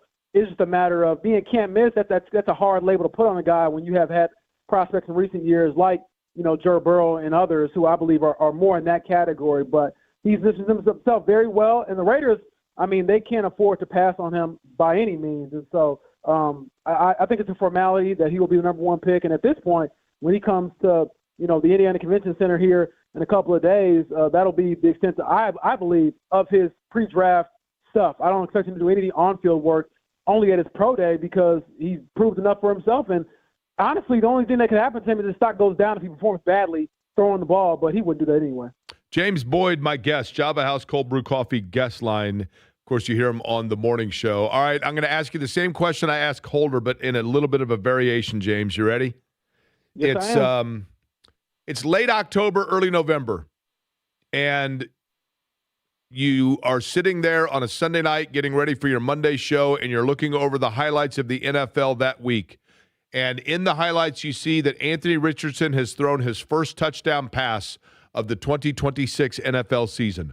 What color jersey is he wearing? Purple for the Vikings. I think they're in a unique situation where they can't trust J.J. McCarthy. He had an abysmal first season in the NFL, and I think they should definitely try to look at other options this year, one of them being Daniel Jones potentially in free agency. And if not, could you swing a trade for someone like Anthony Richardson, who Kevin O'Connell, their coach, spoke very highly of after he got benched a couple of years ago? And is that somebody they'd be willing to take a swing on just to see, okay, he's still got the physical talent. Can he be something for my team that, hasn't had an answer at quarterback? So that to me is the most realistic scenario. But even then, I still think Anthony with his eye and things like that, I'm very curious to see where he's at in that process, which is why I can't wait to talk to Chris Ballard next week. Okay, last thing, because I know you got to run, James. You mentioned Daniel Jones, and this is what's interesting to me. I think that we all just assume that it's a slam dunk and Daniel Jones has no interest in talking to anybody else but the Colts. How do we know that Minnesota, where there is familiarity, he was there, he knows their doctors, knows their quarterback room, knows their staff, and the assistant GM used to be in Indianapolis, and probably there's no love lost with Chris Ballard. What it would do to Indianapolis if Daniel Jones was to sign to Minnesota. How do we know the Vikings are not going to make him a blockbuster deal? We don't, but I think the hesitancy there is he's coming off the Achilles injury. Like if you were asking me this same question and he had stayed healthy, even if they hadn't made the playoff, but just stayed healthy, then maybe that's a bigger conversation. But, yeah, I would say that the Colts are more in love with Daniel Jones than he is with them. And I'm not saying that means that he doesn't want to come back. But when hearing from Chris Ballard, he's saying, he's our short and long-term answer at quarterback, whereas we're talking with Daniel at the end of the year, he's like, I liked my time here. I'd love to come back, but I'll let my representation handle everything else. So I think he'd be very smart to at least, try to drive the price up in his market by saying I have other suitors. And I think that in this scenario, as desperate as the Vikings might be, he could seriously have another suitor that could change the trajectory of his offseason a little bit. So it'll be very interesting to see what the Colts do because, as you know, Jake, you can only tag one player, in theory, him or Alec Pierce.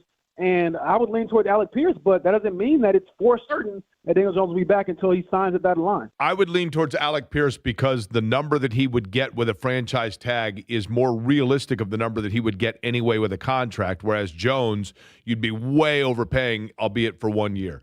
James will be, of course, with the guys tomorrow morning on the Fan Morning Show, and then the Combine will get into full swing. They'll have it all covered as well. James, appreciate it, man.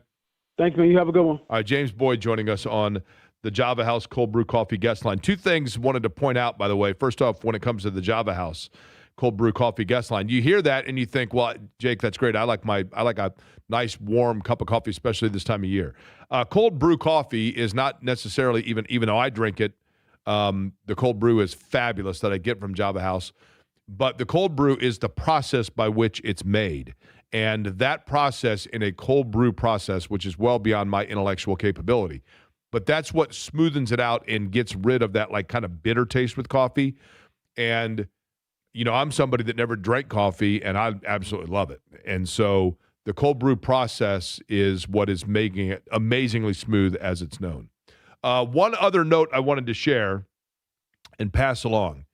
And I say this a lot on this show. We talk about, obviously, today we've talked about the Bears and that move, and I've given two different kind of soliloquies on it, one of which I'll probably post later today in case you wanted to if you didn't hear it earlier, and the explanation or where I think things stand or how this has come to be that the Bears could move to Indiana.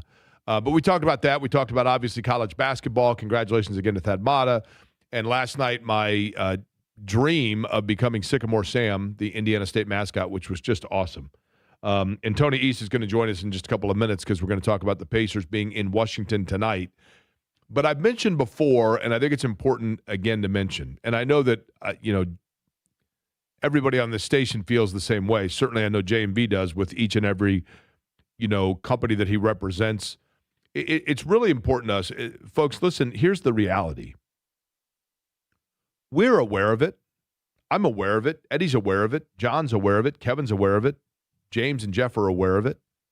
We are aware of, in today's day, the number of options you have to get information or entertainment.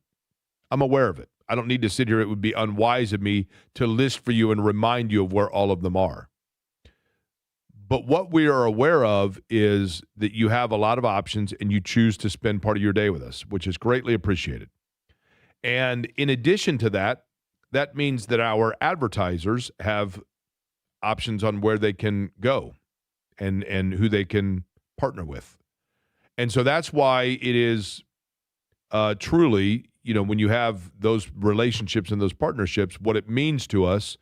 And because we are speaking to you and because you have a lot of places you can go, the number one thing of importance is we want to make sure that you know that when we're talking about a product, we're talking about a brand, we do have the right of refusal to say, no, I'd rather not advocate for that company, for that business. We do have that ability because it's important that you know that we are authentically believing in what it is that we're telling you. And if you are kind enough to give us part of your day, then I want to make absolutely certain that you know that when I am telling you about a company, that I'm not sending you somewhere just because of a quick fix. I want to make sure that you know you can trust it.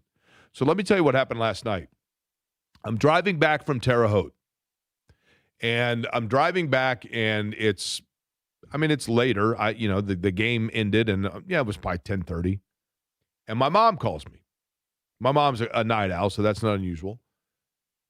And, hi, Jake, it's Mom. No, I know Mom. I can read on my phone. I can see it says Mom cell, And she says, are you in town? And I said, well, yeah, I just got back from Terre Haute. And she says, okay, well, I think my furnace just went kaput. Now, this isn't surprising to me because the last time that I was at my parents' house, I was sitting in the family room, and it sounded like they were doing The Beast from King's Island in the garage. I'm like, well, what's going on over there? My mom's like, well, that's the furnace. Rather chilly? What's that? Was it rather chilly as well? I don't think – last night it was warm, fortunately, right? But my mom likes room temperature to be 97 degrees. And so, yeah, she was probably chilly. But she was more worried that she said, I think the pilot light went out on my furnace, and – I'm not hearing anything, and I'm worried about a gas leak in the furnace. Now, I don't know anything about I'm about to buy a Shinola watch, but I don't know anything on the other side from Shinola, right? And so I'm like, do you really need another watch? I did buy one yesterday, by the way. 24 now in the collection. Oh, gosh. So to answer your question, no, I don't. But either way, I grew up with Chris and John Love of Love Heating and Air. And my mom said, can you call Chris or John?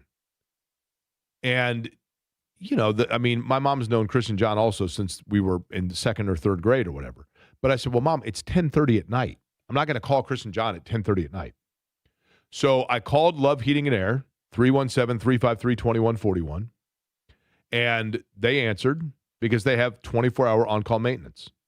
And I explained, hey, listen, my parents are customers. My mom's furnace went out, yada, yada, yada. We'll have a tech call you within 10 minutes. Within 10 minutes, Bobby calls me from Love Heating. I've never met Bobby, right? And he says, okay, what's the deal? And I said, well, and I explained it to him. And he said, all right, we'll be out there he said, I'm on the west side. I'll be out there in like 45 minutes. Not only did Bobby go out and take a look at the furnace and take photos and take them back for this morning to Love Heating and Air and everything else, but this morning, by the time I woke up, I had a message from John Love that just said, give me a call when you wake up. When I woke up at 9:30 this morning, they already had a complete work order ready. They had everything ready to go. They had every option. And he said, you can go with option A, option B, because, my parents need a whole new, outfit, whatever. But, and he had, you can go this full throttle, you can go this. He had every option presented for me. He had everything ready to go and said, here's what's going to cost, and here's the price, and we can have you out there. We can get this going right away, whatever. That's the kind of thing. I can't tell you the peace of mind that comes with just knowing those sorts of things and knowing that you've got that kind of the 24-hour on-call maintenance, someone like Bobby that doesn't know me from Adam and still called me and said, hey, here's the rundown, here's what I saw, here's what needs to be done. That's the kind of stuff that there is no price tag that goes with that. And the price tag wasn't even high, which is also great about Love Heating and Air. But I just felt almost a responsibility to let people know that, because I want to make sure that people are aware that when you're listening to this show or the Fan Morning Show or JMV, whatever it may be, that when we're telling you about a place, we are telling you because from our own experience, we know they're going to treat you the same way. And it's greatly, greatly appreciated. And there's no price tag you can put on it, that's for certain. Now, Eddie, for me, if my mom's house had cooled off, that would have been okay for me to go over there because I was still sweating a little bit from being in the mascot outfit. Right. Now, if you needed just to kind of wind down a little bit, you could have gone into your fridge, looked in there, realized I've got my Java House Peel and Pour pods. I've got Java House in there. Surfside? I was about to say, open up a nice can of Surfside. That's there right. You go. No carbonation, so it's very smooth, and right? especially with, this weather, you're on the beach. Totally. You're right about that. Now, you have never been a mascot, correct? Nope. Even though I have the big head, no. I'm a walking mascot, Jake. So I can't tell you just, again, it was a great night altogether because to go over there to Indiana State and, David Crumley's my buddy that we met through the IndyCar circles. He's a huge race fan and he grew up in Speedway and he went to Indiana State for school. And so when I knew that we were going to be going to the game, and then Shannon was worried that she wasn't going to be able to swing it work-wise, and so I called David a couple months ago or something and said, hey, I've got tickets to this game. Do you want to go? And so we met over. He had to work yesterday in Terre Haute, and we met in Terre Haute, and we went to the Holman family plot in the Cavalry Cemetery in Terre Haute. I had never been to Tony Holman's resting place, and of course Mary Fendrick Holman is resting there as well as Tony Holman's parents. Just so on brand for you. You go somewhere, you got to check out a cemetery. Well, correct. Especially with the 500 connections. Yeah. Totally. And Mary Holman George is now resting there as well. And I mentioned this earlier. I didn't realize that Tony Holman and Mary Fendrick Holman, who, of course, the parents of Mary Holman George and the grandparents of Tony George, I didn't realize that they apparently had a daughter named Mary that basically, I don't know the circumstances, but the two dates are matching on the headstone of date of birth and date of passing. So, I don't know what took place there, but that was 4 years before Mary Holman George was born. So apparently Mary Holman George was the second child of Tony Holman and Mary Fendrick Holman. And then, was named for her older sister who would have passed upon birth 4 years prior. But anyway, we did that, and then we went over to the arena, and the Holman Center is fantastic. We went to the bar that JMV had mentioned, which is right across from the Holman Center. I believe it's Ballyhoo's is the name of it. Watched actually while I was inside the Ballyhoo Tavern, watched the United States win the hockey game over Sweden, which was cool. Walked over, and that's when I got to put on the mascot outfit for the pregame for about 20 minutes, and it was, I couldn't believe how hot it was and how almost claustrophobic it was. But that's offset by the fact that when you walk out, and especially with kids, you just realize that we're just walking around and being goofy in that thing, and nobody has any idea who you are. That's the anonymity of it is a little bit unique, but the joy that it brings to every person you're walking up to was awesome. That was the best part about it. I went over and directed the band for a little bit and did, showed off some of my stellar dance moves. I posted a video of me doing the dance moves on the baseline, and you could tell right there, there's a reason that the ladies would flock to Broad Ripple back in the day. But everything about it was awesome. And the folks at Indiana State, I know that they would have liked to have won the game last night. It was still an entertaining game. The facility's beautiful, but I cannot thank enough Tammy, the Spirit Squad at Indiana State, and all of them for letting me be Sycamore Sam. Everything about it was awesome. Pacers in action tonight, taking on the Wizards. They are doing the same tomorrow night as well. Tony East going to join us other side. We will recap for you who's in, who's out tonight, and where things go in terms of being like a mascot and tanking, but trying to make sure you're doing it with anonymity. We'll explain and discuss next.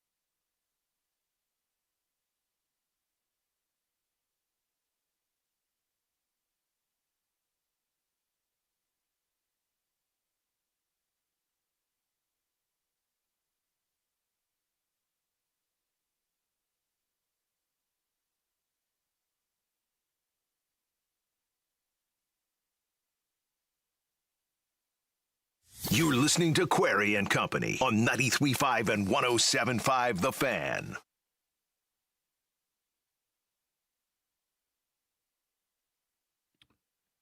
Pacers in action tonight, taking on the Wizards in our nation's capital.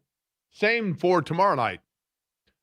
But the question becomes who's in and who's out, and who made the field trip, if you will. Because let's say tomorrow, Tony East joining us on the Java House Cold Brew Coffee guest line. Tony, of course, with Locked On Pacers, Forbes, a number of different places where you can see and hear his work. He is in Washington, D.C. Tony, did you go to D.C. when you were a kid on any sort of a school trip?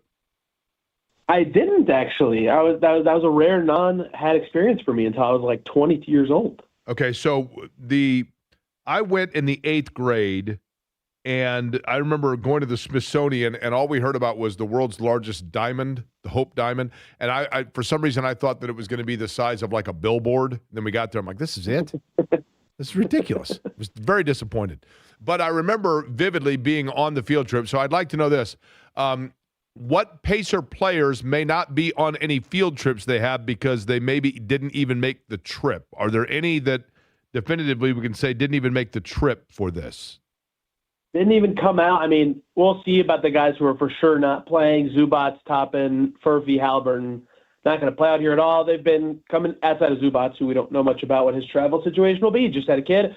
All the rest of those guys have been traveling, but Furphy was already in New York for their games pre-All-Star break because that's where his ACL eval is. So who knows if he'll be here. And then the obvious other guy you wonder about is Pascal Siakam, who's listed as out tonight's game for personal reasons. I won't speculate as to what that is, but if it's something that will not be resolved by the end of today, you wonder if he'll even be out here for the second game of this. It is a back-to-back, right? And there's some obvious reasons to play him. There's some obvious reasons to not, as the Pacers, who were fined for his non-participation in a recent game. So the length of his absence will, of course, be very noteworthy regardless of if he plays tomorrow or not. Tony, I'm going to show my cynicism here, okay? And I say this actually in defense of or support of the Pacers, okay? But when you hear that, and I'm not trying to diminish or dismiss the possibility that there's something, that Pascal Siakam may have a personal reason. He could have, somebody in the family's ill. Who knows, right? But if the Pacers already have gotten a slap on the wrist from the NBA about their decision or rotation of injury or not playing players that are perceived to be available, is this the safest way to just say, fine, then we'll just make it personal? Come and get us now if you'd like. You know what I mean? Does that make sense? Yeah, I get what you're asking. And the thing about the player participation policy is there is a line about like what counts as excused, guy away from game. And there is, I'm going to look up the line while I'm talking to you, but there is something about personal reasons in there. Yeah. If a star player has a bona fide personal reason for the absence, they won't have to review his like actual non-participation in a game. It's insane that something called the player participation policy even exists, by the way. But if he has a legitimate reason or one the NBA deems to be legitimate, then there's no issue with this. There's nothing the league can do about it. The Pacers can't be fined for it. So, again, we'll need to hear more from Carlisle and perhaps Siakam to know more about how long this will be or what it really means. And they don't have to share. It's personal reasons, obviously. But that is, of course, a way to say, okay, this is no longer a violation. It can't be by the rules. Tony East is my guest. He's on the Java House Cold Brew Coffee guest line. All right, Tony, so here's the bottom line. I thought Kevin Pritchard was, he was, I'm not going to say out of character because, he's known to be on social media from time to time, but he was very interactive on social media in the last few days, notably in responding to or inquiring about some of Mark Cuban's posts regarding tanking. Did you get a chance to kind of sift through that and gauge where the Pacers are coming from or their, I guess, approach to all of this since they were fined? Yeah, I read some of them, and I found it interesting that he was kind of surveying the, competing thoughts of like, look, even fans who want the Pacers to win every single game they suit up for recognize the benefits of this draft and the Pacers' current situation. Like, if they won with the Bulls' current record, they're the 10th worst team. I think the Pacers have to win like 18 games in a row to have the same win percentage, and they have 15 wins total, right? They're not going to play in the postseason. And then Johnny Furphy's injury just happened. And that's even if you are, again, a win every game kind of person, you recognize the risk of that. You don't want to damage next season when Tyrese Haliburton is back. So everyone recognizes the need for reducing minutes on the high-minute guys or the starters for next year and being long-term cautious with them and figuring it all out. And they've been doing that this year, right? The back-to-backs have been already that kind of situation. So I understand why KP was saying things like asking, hey, what do people think of this? Like, we might have to do some of these minutes things. It's the prudent thing for them to do. Like, it objectively is. It's not even subjective anymore. But he also included, I thought this was interesting in his reply to Dustin Dopirak about remembering when he went to a game as a kid and the players and the star players in particular that he saw that made him want to pursue basketball as his life. And star players are the ones that people want to see, right? So they have the balance of that. Like, I think right now, I did this list last night on my own podcast.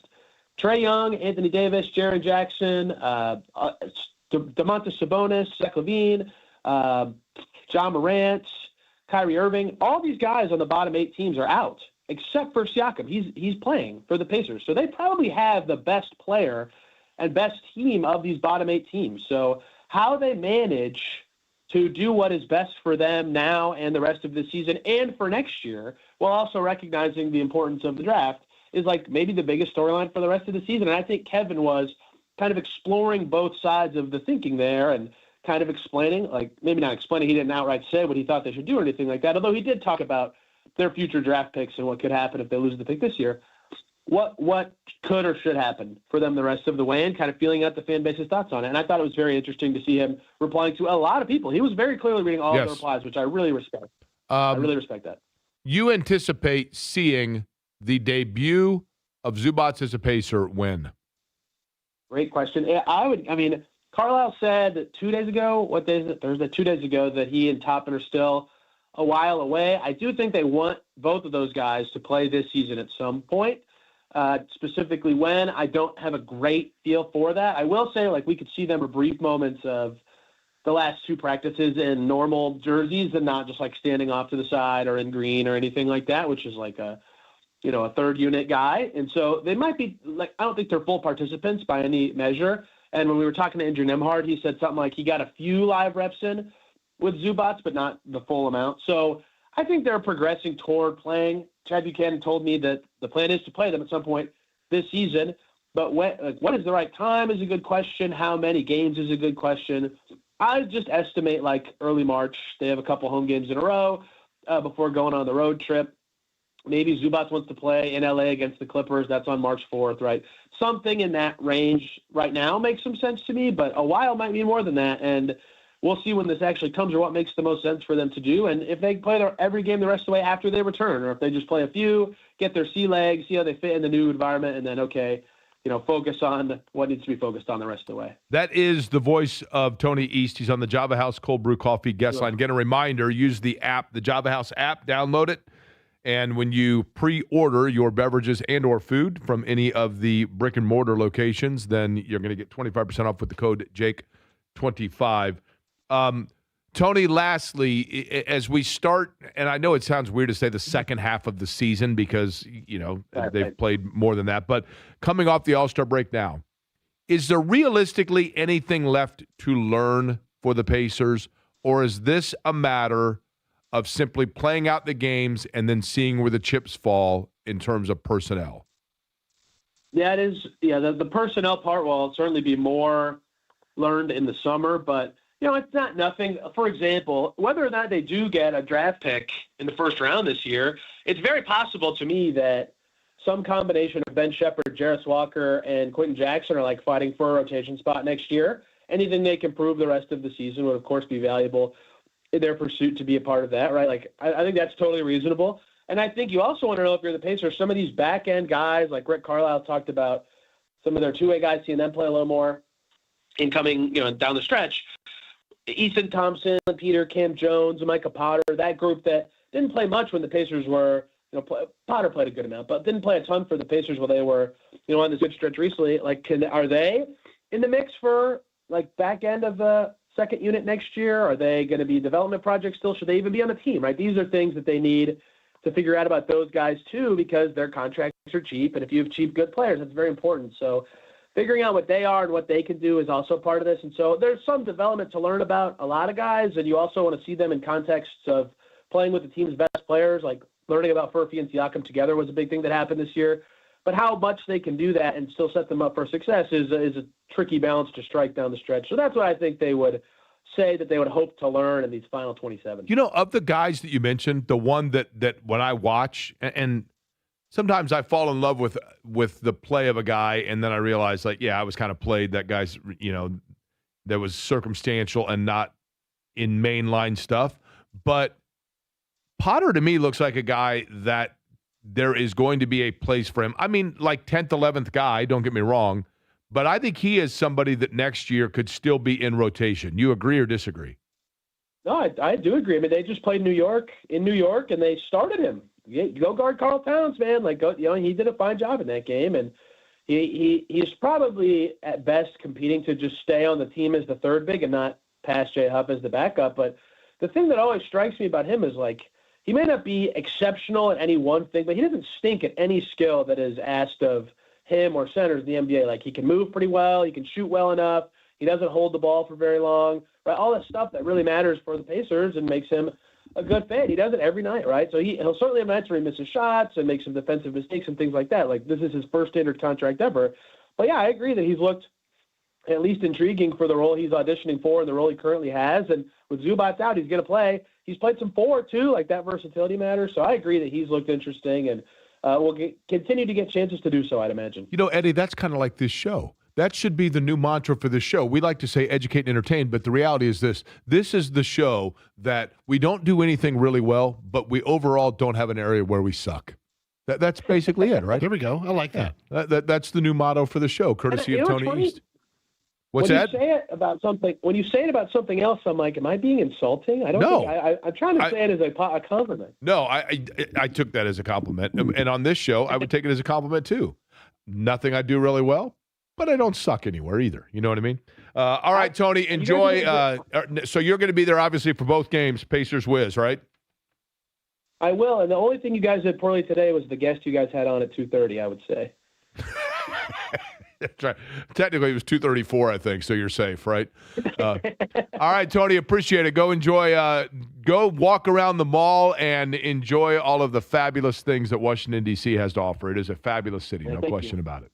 Thank you. I sure will. Thank you. All right, Tony East joining us on the program. We come back. I mentioned Love Heating and Air and the great work that they did in bailing me out big time, and my mom notably. But they also sponsor the crossover. Love Heating and Air, love-hvac.com is the website, 317-353-2141. The crossover with J&B, where we find out exactly what it is that he's got cooking on his program. We'll find out exactly that. We'll do it on the other side.